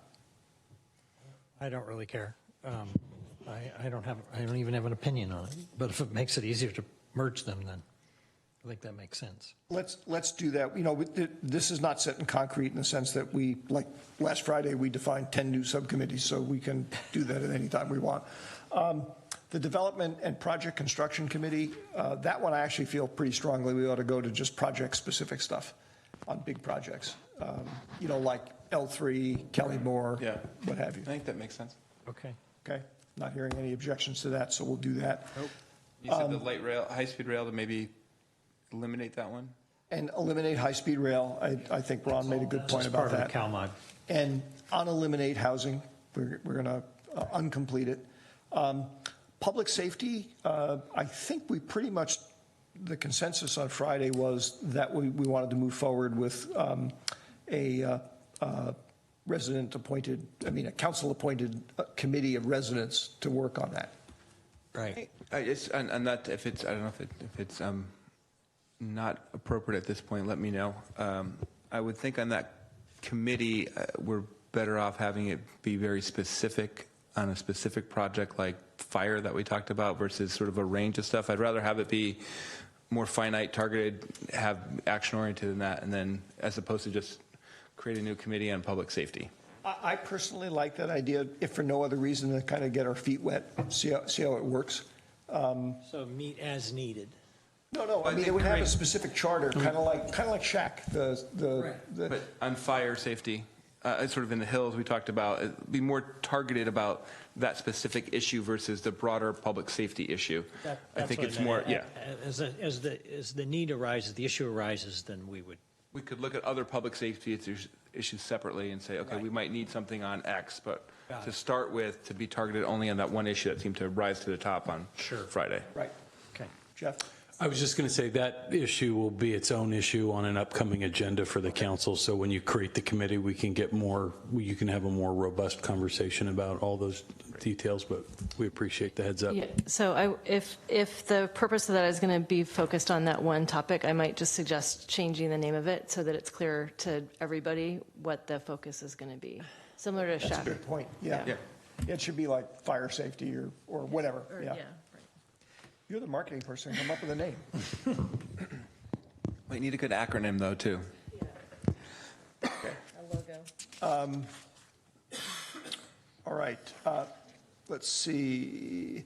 Public transportation. I think, if I remember correctly, actually we have a transportation and circulation subcommittee on the next page, which we talked about last Friday. So that's part of why I was saying, since I don't think this one here has met in recent memory, that we just disband it. You're going to get public transportation reports from your Samtrans representative anyway. That's true too. All right. Just a quick question. So was this something that was related to, for example, the shuttle projects that were done in San Carlos and the various pilots? Is that what this was? I think it's a Jeff question. Yeah, you know, this subcommittee hasn't been used in my tenure, so I'm actually guessing it was set up with Scoot, and I don't think we've used it since. When we put the transportation and circulation one on the next page, I was envisioning that it would cover any type of shuttle, public transportation, as well as those kinds of projects. So. Because that was the one, as I recall from Friday, that was the one that we talked about improving getting around San Carlos by all sorts of different modes of transportation, not just cars or bikes or whatever. Yeah, it kind of included everything from, you know, actual infrastructure improvements for cars and bikes and pedestrians, as well as programs and Lime bikes and shuttles and all those kinds of things. Yeah. Okay. Any other comments, objections, don't want to be appointed to something? Great. You know, the nice thing about doing these big complicated things at the end of the meeting is that everybody's tired, so they just agree. Mark, I have one other thing. Good. I know that you said you don't want to create any other subcommittees, but I wanted to toss out an idea. As chair of EDAC, I did some business outreach, which I understand council used to do as well. Yes. And it was the chair and city staff, and we did it once a quarter. And it was great to get out there and talk to business owners about kind of the challenges that they're facing and things that they'd like to see from the city and help that they needed or things that were going well. I personally would love to be on that subcommittee and give that life again, if that's something that we could do. Actually, I remember that program, and now that you mention it, I thought it was a really good one, and I don't know why it sort of went on hiatus. But oddly enough, you and Laura, I was proposing to put on that economic development subcommittee, and I think couldn't that sort of coordinating that kind of program subsume that? I mean, that doesn't necessarily mean you have to be the two who go out to visit all the businesses, but is that a program that they could manage? Absolutely. If the Economic Development Subcommittee wanted to take that on as a project, that we could work with them to do that. Laura, would you be interested in doing that with me? Sure. Yes, that'd be great. Okay. Good. All right. So, new for the mini retreat. I only have two comments here. You can read the list and probably remember it as well as I do. And by the way, if anybody thinks we've either added too many or too few subcommittees, please feel free to speak up. And Sarah, by the way, I didn't mean to imply that I thought we had created too many. I just was actually pleased that we were using more subcommittees and created a whole bunch of them. The only two comments, as you can see here, are Kelly Moore is going to be a very significant project in San Carlos.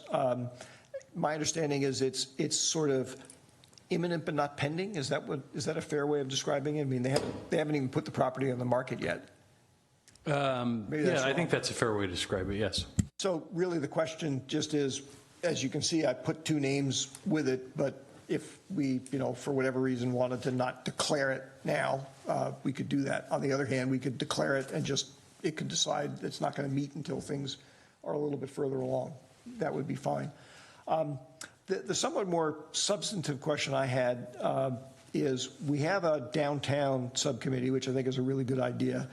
But we also have down here this El Camino and Cherry office parking project, which is a significant proposed project that's the one John Baer is pushing, right? It's a significant project, but I don't know if it is significant enough to deserve its own subcommittee or whether it ought to be folded into part of the downtown one. I could sort of go either way on that. I just make the note here as to see what the rest of the council feels and maybe what staff feels about that. Yeah, I could agree with you that it could be folded into that easily or standalone. So it just kind of depends on council wants to do. How you want to divide this pie up amongst yourselves. So those are the only two comments I had. The rest of them, it's really more, are you okay with the assignments?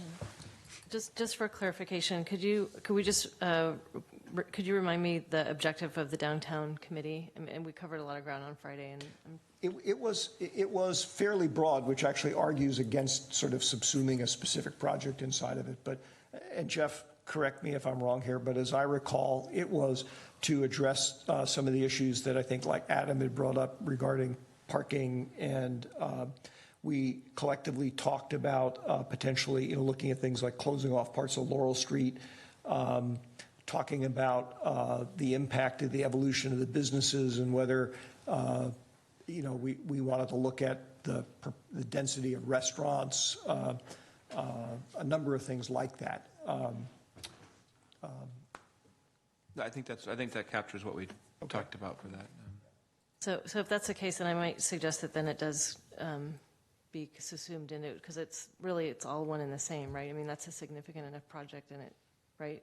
I would think so, especially if we're going to look at downtown parking, that's a big piece of it. That would tie in. And a big piece of that particular project is the parking footprint and how that fits in. So I would recommend that as well.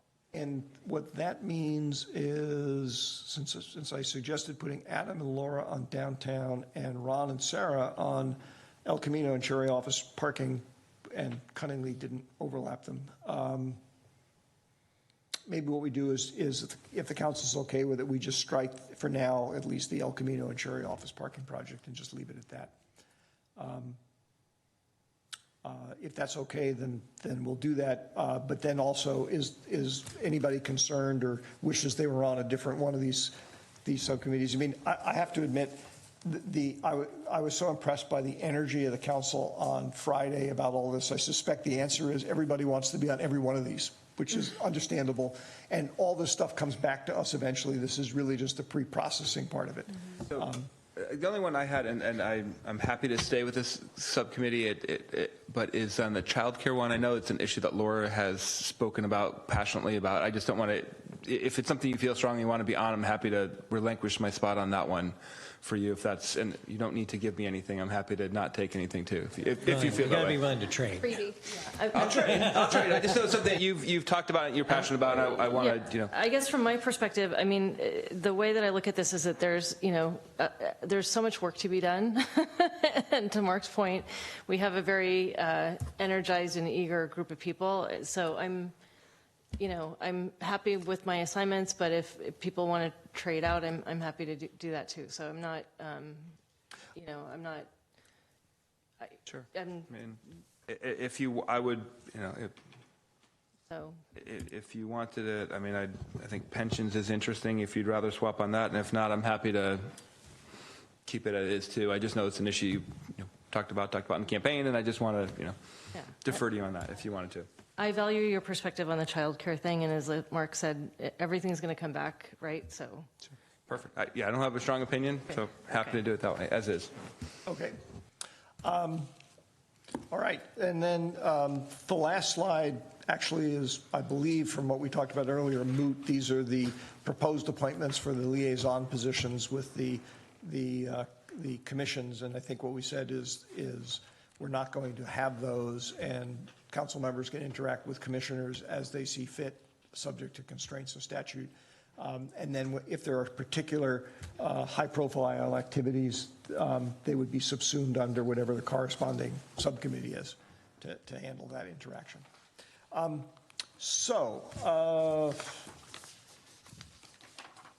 believe this is actually technically an action item, is it not? Okay. So now we're faced with going back and remembering all of the changes that we've made. If I may, I believe I have a pretty accurate record of those changes. So if you just want to make a motion that would go something like, motion to approve as discussed this evening, we could incorporate all those changes into the final roster that we'd send out to you. How about what's just written here? I think you just want to acknowledge that there were some changes made and that you're approving those changes that you all discussed. So I'll move to approve the appointments to the City Council subcommittees and ad hoc committees for 2019 to reflect changes at this meeting. Good enough? Okay. Is there a second? Second. Motion has been moved and seconded. Any discussion? Pardon me, any public comment? There's hardly any public left. Okay, any discussion? Seeing none, Crystal, call the roll, please. Councilmember Palmer Lohan? Yes. Councilmember McDowell? Yes. Councilmember Brack? Yes. Councilmember Collins? Yes. And Chair Olbert? Yes. All right, good. The next item on the agenda is 8B, which is adopt a resolution approving a professional services agreement with GHD Inc. in the not-to-exceed amount of $370,514 to provide engineering services for the San Carlos Avenue Pedestrian Safety Improvement Plan Project C-1806, and authorizing the city manager to execute and amend the agreement as necessary for additional services within the project budget. And Stephen, before you start, I am going to introduce my new colleagues to something else, which at the end of the month, I'm going to ask that we consider changing. But technically, by council regulation, our meetings have to end at 10:30 unless they are extended. And by the way, we can always table or continue things. But if the will of the council is to continue forward, I would entertain a motion to extend the meeting. Council Chair, I move we extend the meeting to 10:45. Is there a second? Second. There's a motion and second. Greg, do we need to do a roll call on this, or can we just do consensus? I mean, oral. This does not require a roll call. It's just an extension of the meeting. All in favor of extending the meeting till 10:45, say aye. Aye. Aye. Any opposed? Any abstentions? Okay, you're up, Stephen. Good evening, Mr. Chair, City Council members. Stephen Machida, Public Works Director. I'm here to present the San Carlos Avenue Pedestrian Safety Improvement Project. Basically, I think I do need the clicker, however. Oh, I'm not going to toss it to you because bad things would happen. So just really quickly, because I know it's late, I'll just go really quickly over the project history. So basically, in April, May 2016, basically as the council was going through the budget sessions, there was actually a pedestrian fatality on the San Carlos corridor. And during that budget session in June 2016, council asked staff to really evaluate the kind of the safety of the San Carlos corridor. So we, in turn, in April of 2017, actually hired or brought aboard a consultant, the W-Trans, and actually went to our Transportation Circulation Commission, TNC, really to receive community input on what really needed to be done, what some of the comments that the community may have as far as improvements in San Carlos Avenue. So subsequently, that meeting was held in April, and then in July, W-Trans actually came back with some of the results of what they heard, some of the improvements that they suggested could be done, some of the warrant studies, and had that discussions with the TNC, and ultimately those improvements went to the council for approval. And I'll kind of go through what those improvements are. However, I'll just kind of continue to go through the history. So in August, those improvements actually plan was, it's a 30% plan was actually brought forward to council for adoption or approval. Oh, sorry.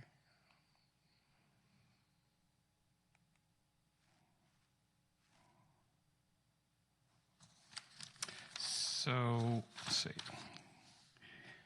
see, in January. Subsequently, city staff actually kind of evaluated a little bit more of the budget as far as I mentioned earlier, there was a 30% plans, which is really basic design level design of the improvements, and actually determined that the budget that council adopted earlier actually was really only going to be you were really only going to be able to do kind of one side of the street or either north side or south side. And so that information was actually presented to the council, and the staff actually had recommended doing the north side. And I think for several reasons. One, it offers really the bigger benefit of completing that portion of the sidewalk along San Carlos. The south side actually had, if you will, a quasi sidewalk or pathways already, where, as all of you know, it does have portions of actually concrete curb gutter and sidewalk, but then it also has asphalt pavement along much of that area.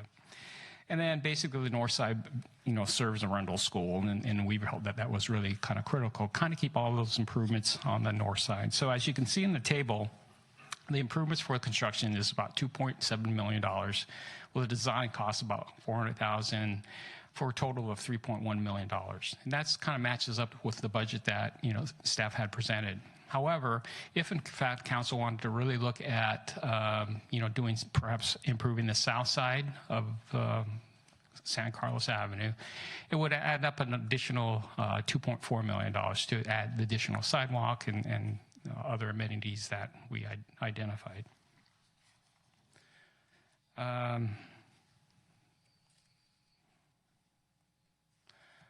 So during this time, we were also applying for a grant with the TA, basically, and it was awarded. So in September of 2018, we actually received a construction grant of $1 million. And but this project really needs to be completed by March 2020. So we're kind of in a really tight time frame to kind of accomplish all this. So I'm sorry. Some of the project goals of this project is to address pedestrian safety concerns along San Carlos, as we all know, improve the intersection and roadway safety. So that would be Alameda, De Las Pulgas, as well as Cordilleras. And encourage alternate modes of transportation, mainly walking and biking, and improve the connectivity for the residents to our downtown. So the public outreach that we actually had done, as I mentioned earlier, we hired W-Trans, and they engaged in kind of public outreach with some of the local residents, just kind of get a little bit more input on what they thought would work. And so they listened to it. So they invited the affected property owners to the TNC meetings, as you recall, in 2017.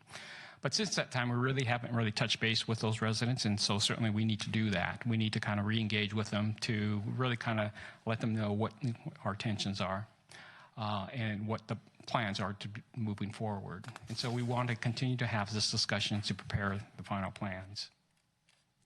So just going real quickly through the project limits, basically it's from Wellington to Prospect. We're going to actually break it in 2 phases. However, we realize we're on a tight time schedule, and therefore, we're actually asking the consultant to actually design both phases.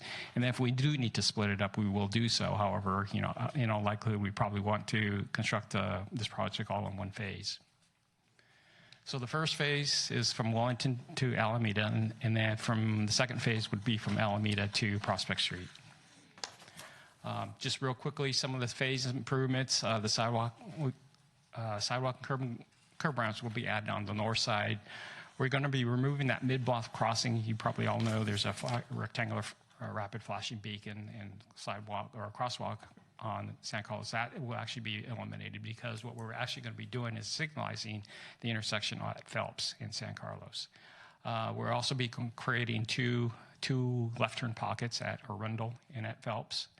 I've mentioned the signalizing the intersections. We're removing the pork chop islands. So these are the little islands on Alameda, and basically we're going to tighten up or make that more of a T intersection, but still maintaining this traffic signal. And then refresh all striping and restore any landscaping. So phase 2 improvements, very similar to phase 1. We'll do sidewalk curb ramps on the north side, refresh striping, restore landscaping, and then in this case, we're going to be, again, truing up or teeing off that intersection at Cordillera. So basically What that will do is kind of shorten that crossing of Cordilleras as you walk on San Carlos, and then add ADA ramps. So this is real quick. This kind of came up at a 30% design level. So this is kind of the design that we had. And as you can see, it does show sidewalks on the south side. However, we're not including that in the scope of work. But basically, we'll have that new traffic signal at Phelps, and then eliminating that rapid flashing beacon just kind of the west of that intersection. So what we anticipate is the design would start in January of this year, so just this month, and then finish up in July, about 6 months. Advertisement, probably about 6 weeks. So we finish advertising probably in August, and then start construction from September, and basically complete the work by March 2020. As I mentioned earlier, the design is we budgeted about $500,000.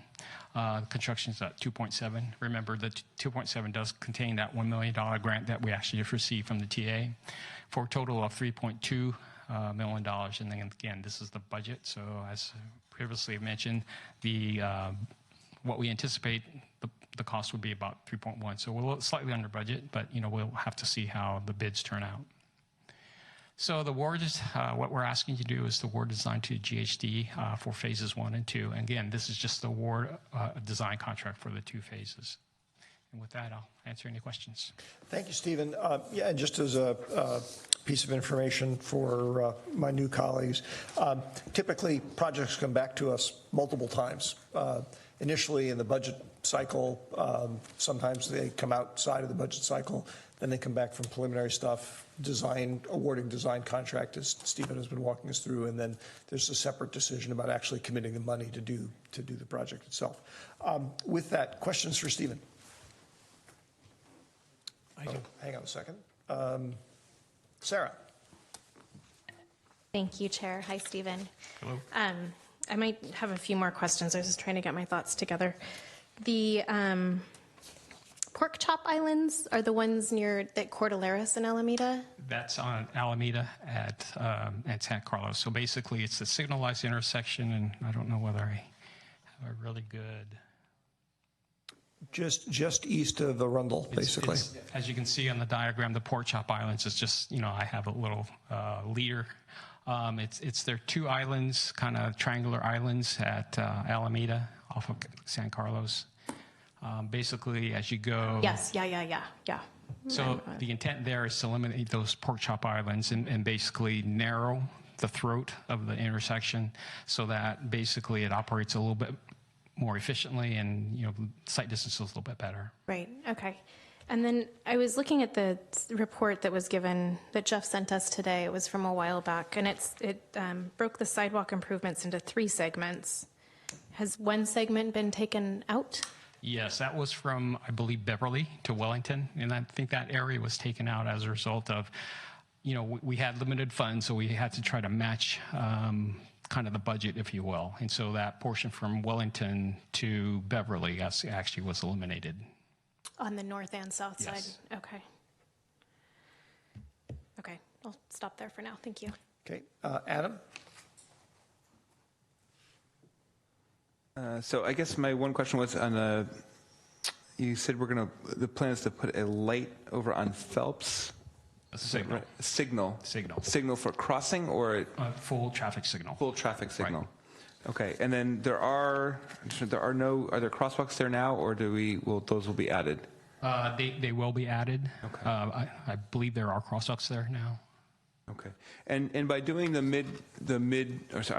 north end only, are at access points at Wellington and Cordilleras and throughout, there's ways for people to get across to the north side at a traffic light safely in that length of 3,200 square feet? So, basically they'll have the crossing at Alameda, at Phelps, and then I think we are trying to at Wellington, and then we're also at Prospect. Prospect, and there'll be a light. There's no light. There will be a light at Prospect, or there will be lighted crosswalks, or there will be. I'm sorry. Prospect. So the original plans, and we'll have to see how this works, but the original plan was to actually have a crossing island. So basically it would be like a bulb out, if you will. And so, you know, again, to put the pedestrians out a little bit further, not in the traffic, but basically give them an opportunity so that cars who drive actually could see pedestrians closer, and then have an island refuge, if you will. So a place where you could cross one side of the street and maybe hold if traffic's moving, and then safely cross on the other side. Great, thank you. Laura? So a question with respect to the signalizing the intersection, has there been any work done to determine the impact on other streets? For example, like Carmelita runs parallel to that, and I know that they've had some concerns about traffic running down their street. So I'm just wondering if we put a light in, if we're going to encourage more people to go down Carmelita. Well, the only lights we're going to signal, we're going to put is on Phelps and San Carlos. We did do a traffic warrant study, and we are not putting a signal on Cordilleras. I understand. So what I'm getting at is, if we're putting in a stoplight, so what I heard from the community, for example, when we put in traffic calming on St. Francis, was that it spilled traffic along Belmont and Edgewood. Eaton, sorry.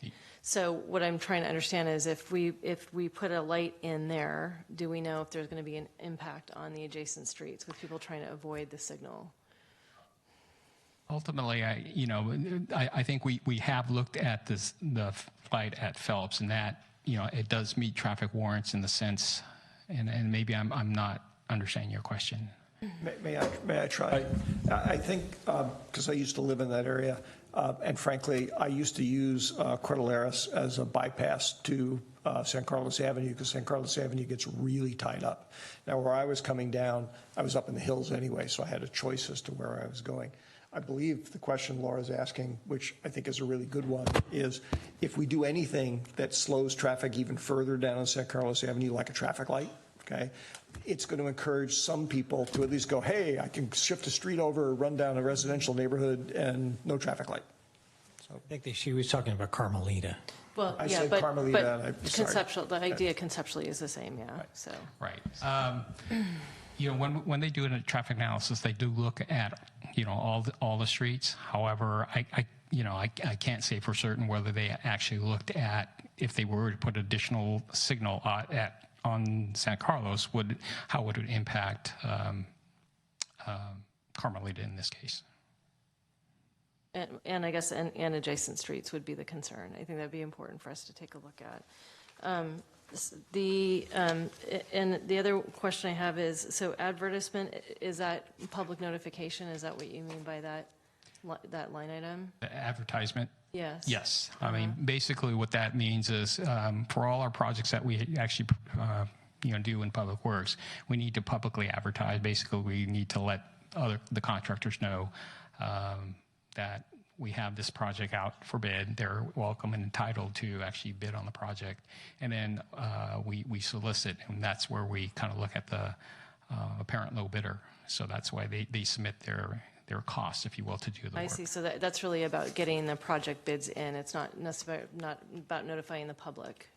No, that should actually happen earlier. And as I mentioned in the previous slide, there is a portion of the outreach, and that is something that we are going to have to go through and kind of advertise or contact the residents and the affected neighbors to have this, more of an outreach and kind of discuss what type of improvements are going to happen, and what the impact it's going to have on their lives.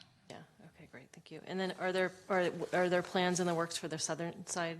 I imagine people would be curious to know, if we're focusing on northern side now, what we plan, what the timeline is for the southern side. So our budget only allows us, we have a budget of about $3.2 million. If we were to just do the north side, essentially that would fully expend the budget. If the council wishes to do the south side, certainly we would have to request additional budget from council to move that portion of the project forward. Okay. Sarah? Thank you. One more follow-up question that I think Laura was starting to ask too is the public notification process. Will homeowners be receiving a letter? Will you be actually I feel like, and what I heard in our community is that, you know, when we have these very large infrastructure projects, it's really important to make sure that we're not just, you know, posting it on Nextdoor or, you know, notifying it electronically, that there's something that goes out to each affected resident in that area. Right. So very similar to what we did, or what I'm trying to do with like our paving projects, where, you know, we actually want to deliver a notice or letter to each resident. So it'd be very similar in that regard. This covers a much bigger area, so I would also anticipate using a lot of our website, you know, our personal city website to actually gain notice. But we also want to have that personal touch to send out letters to the affected or impacted property owners. I had a couple of questions. Thank you, Stephen. Good presentation. Pardon me, Mr. Chairman, if we could just want to move to extend the meeting to 11 o'clock. All right. Is there a second? A second. There's a motion and a second to extend the meeting to 11 o'clock. Thank you, Ron. All in favor say aye. Aye. Any opposed or abstentions? So moved. Thank you. So a few quick questions. The signalizing or at Phelps, that's part of the budget here. It's not just the sidewalk infrastructure stuff. That is part of the project. Okay. Just as an aside to the discussion I think you were having with Adam, I believe there's already a flashing crossing at Arundel at the lower parking lot. That's going to come out. That's going to go away. I missed that. So that's going away. Okay. That's correct. My biggest question actually, and this may not be part of this type of project planning, but I am a little concerned, you know, if we had to pick one roadway in San Carlos that handles an enormous amount of traffic during rush hour, it's this one, okay?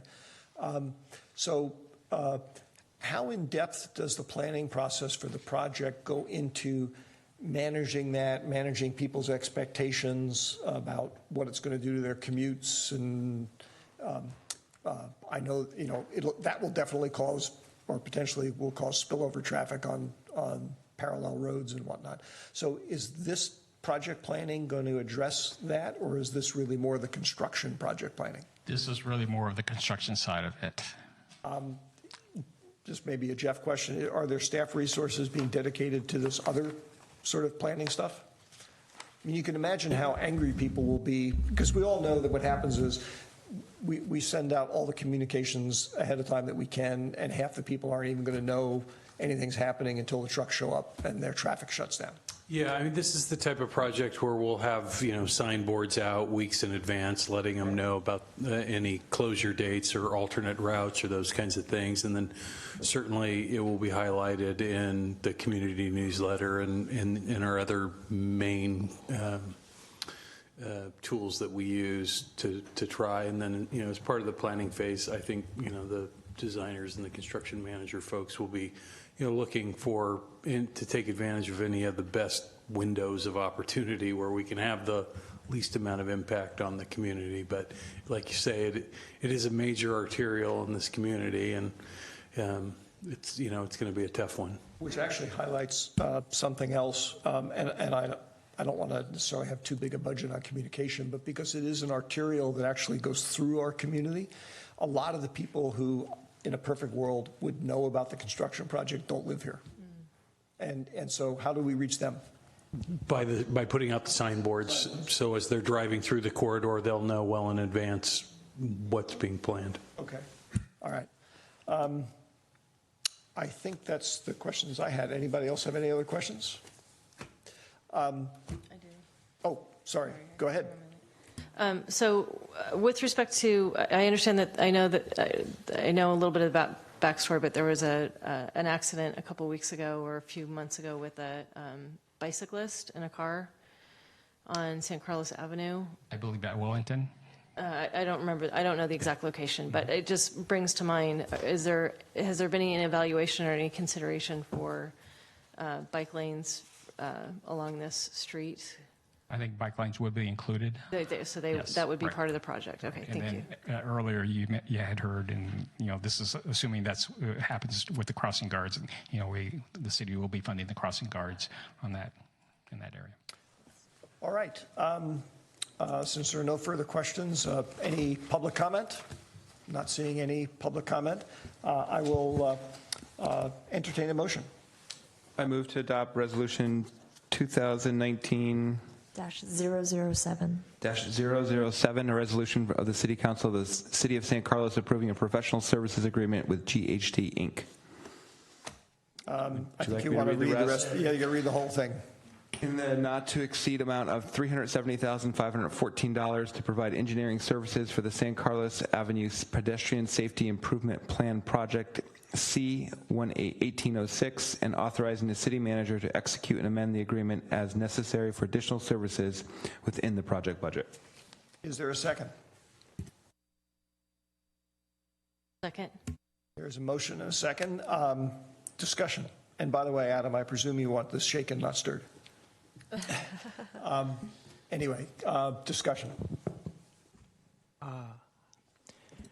Yeah, my only comment is I didn't ask any questions because I remember this discussion very well, and it's nice to see it come forward. Yeah, I agree.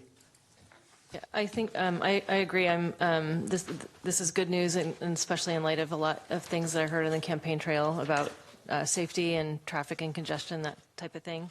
So I think to the extent that we can really engage the community and make them aware of this in a celebratory way also, I think would be a good thing. Okay. Any other comments? If not, Crystal, please call the roll. Councilmember Collins? Yes. Councilmember Palmer Lohan? Yes. Councilmember McDowell? Yes. Councilmember Rack? Yes. And Chair Olbert? Yes. All right. Now we return to item 6K.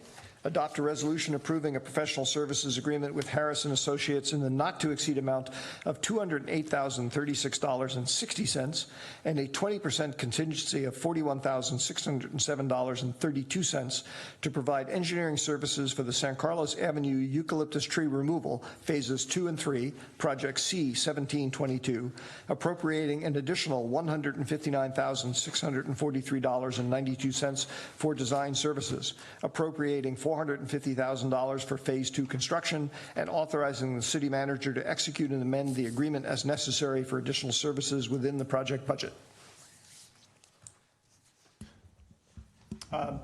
Stephen, looks like you're up. If I may.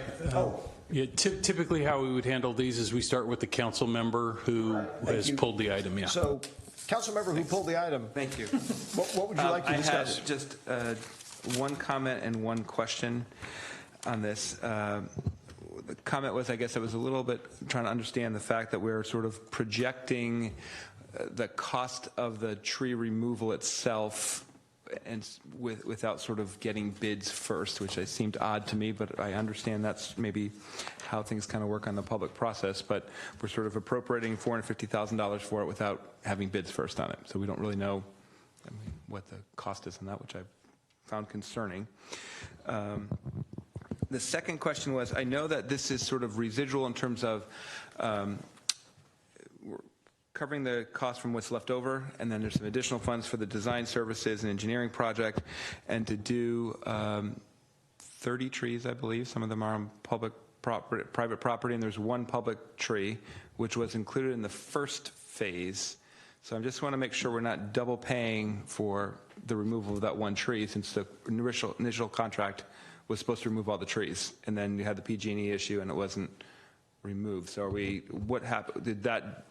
Did we have a lower cost contract on the removal, on the initial removal, because that one tree, the 18th tree, wasn't removed? That is correct. So basically, originally we were supposed to do the 19 trees. Right. But because there's one tree that, as a result of a service drop in PG&E, wasn't able to actually relocate their facilities in time, we eliminated that tree out of the contract, and therefore we did not pay for that removal of the tree at that time. So this phase, or the second phase, will be actually removing that tree. So it's adding it back into the mix. Okay, great. That was my clarifying question, and go ahead. Any other questions? I have one just quick one that actually Adam's question reminded me of. So, Stephen, can you remind me again the scope of the number of privately owned trees versus publicly owned trees that we're removing here? In this, well, this is the design phase. So basically, there are 30 trees, and then I believe the one public, tree that Council Rack had brought up. So we're doing actually. Sorry, we are doing 29 private trees and one public tree. So I have a follow-up question, I guess, for Greg. How is this not a gift of public funds if we're removing trees, privately owned trees? Well, I think the record on this particular unique circumstance of the eucalyptus trees along the San Carlos Avenue corridor is that there's a demonstrated history of public safety because it's near our main corridor. If any one of those trees falls down, they could block the road, and there's a lot of people traveling on this road, so we don't really know when these trees will fall. The two that fell in the last 5 years or so, both fell without warning. One fell not during a storm, just fell one day, like a week after a storm stopped, right in front of Arundel School, and then the other one was at the intersection of Cordilleras and San Carlos Avenue, and that one fell in I think I recall it fell in some sort of a storm, but it was not a major storm event by any means. It just these trees get saturated with water and they get too heavy. They get top heavy. They've not been maintained over the years. They're just kind of volunteer type trees that some of them are old, but that were maybe some of these original planted trees, but others are just volunteers from those trees. And the other issue we've identified is the portion of the corridor I think that most of the trees is in a riparian area, and the eucalyptus trees are not native. They're actually damaging the riparian corridor in there, and they're causing debris to go into the creek. And there's a number of different issues. I could go on and on, I think. That's okay. Actually, it sounds like you reminded me that a big portion of this is actually not so much liability management as it is making sure that an important public road is open management. All right. Since there are no further questions, any public comments?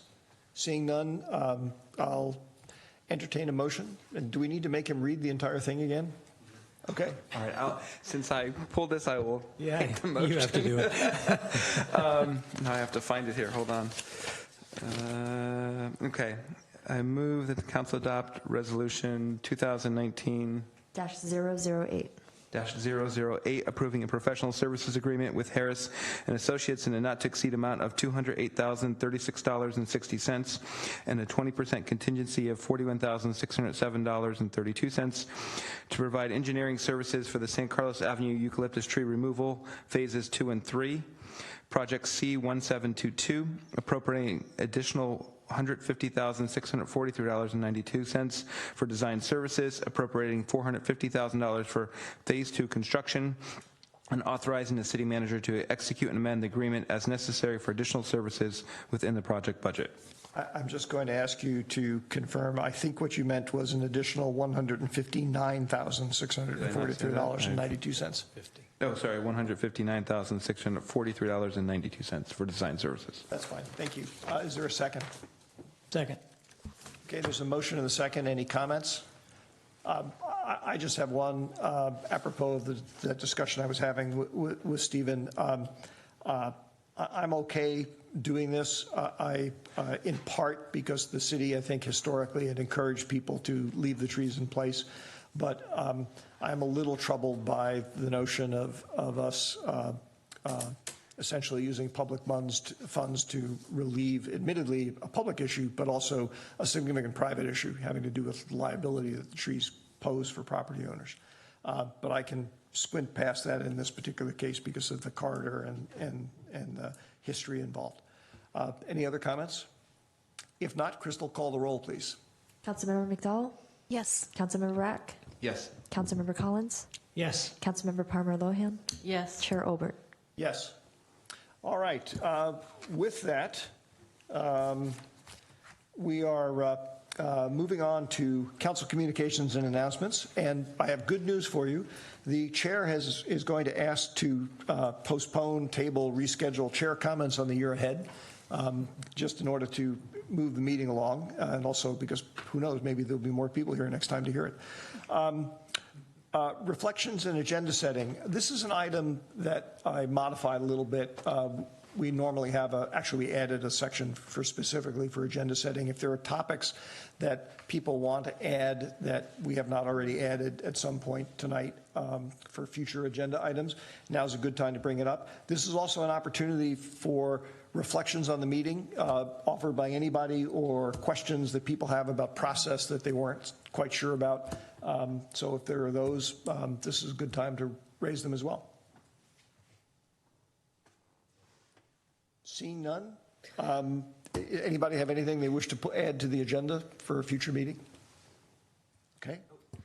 Just go ahead. One quick item. I promised to be fast, and I had emailed. Well, 2 minutes. I had mentioned to Jeff and to Mark about this, about just looking at sort of engaging the Youth Advisory Council potentially about trying to get more engagement in the city government and public service, whether that's something we can either bring on to have them talk. I've heard from a couple people who have interned in Jackie Spears' office and others to maybe get some feedback from them on their experience to maybe enhance what we're doing here at the city as well. That was the summer intern program that you wrote about. Yeah, I thought that was a great idea. I know Jeff had said that in that correspondence, the three of us had, that the city's done something like that in the past, and I definitely think discussing and expanding it to potentially expand it would be worth doing.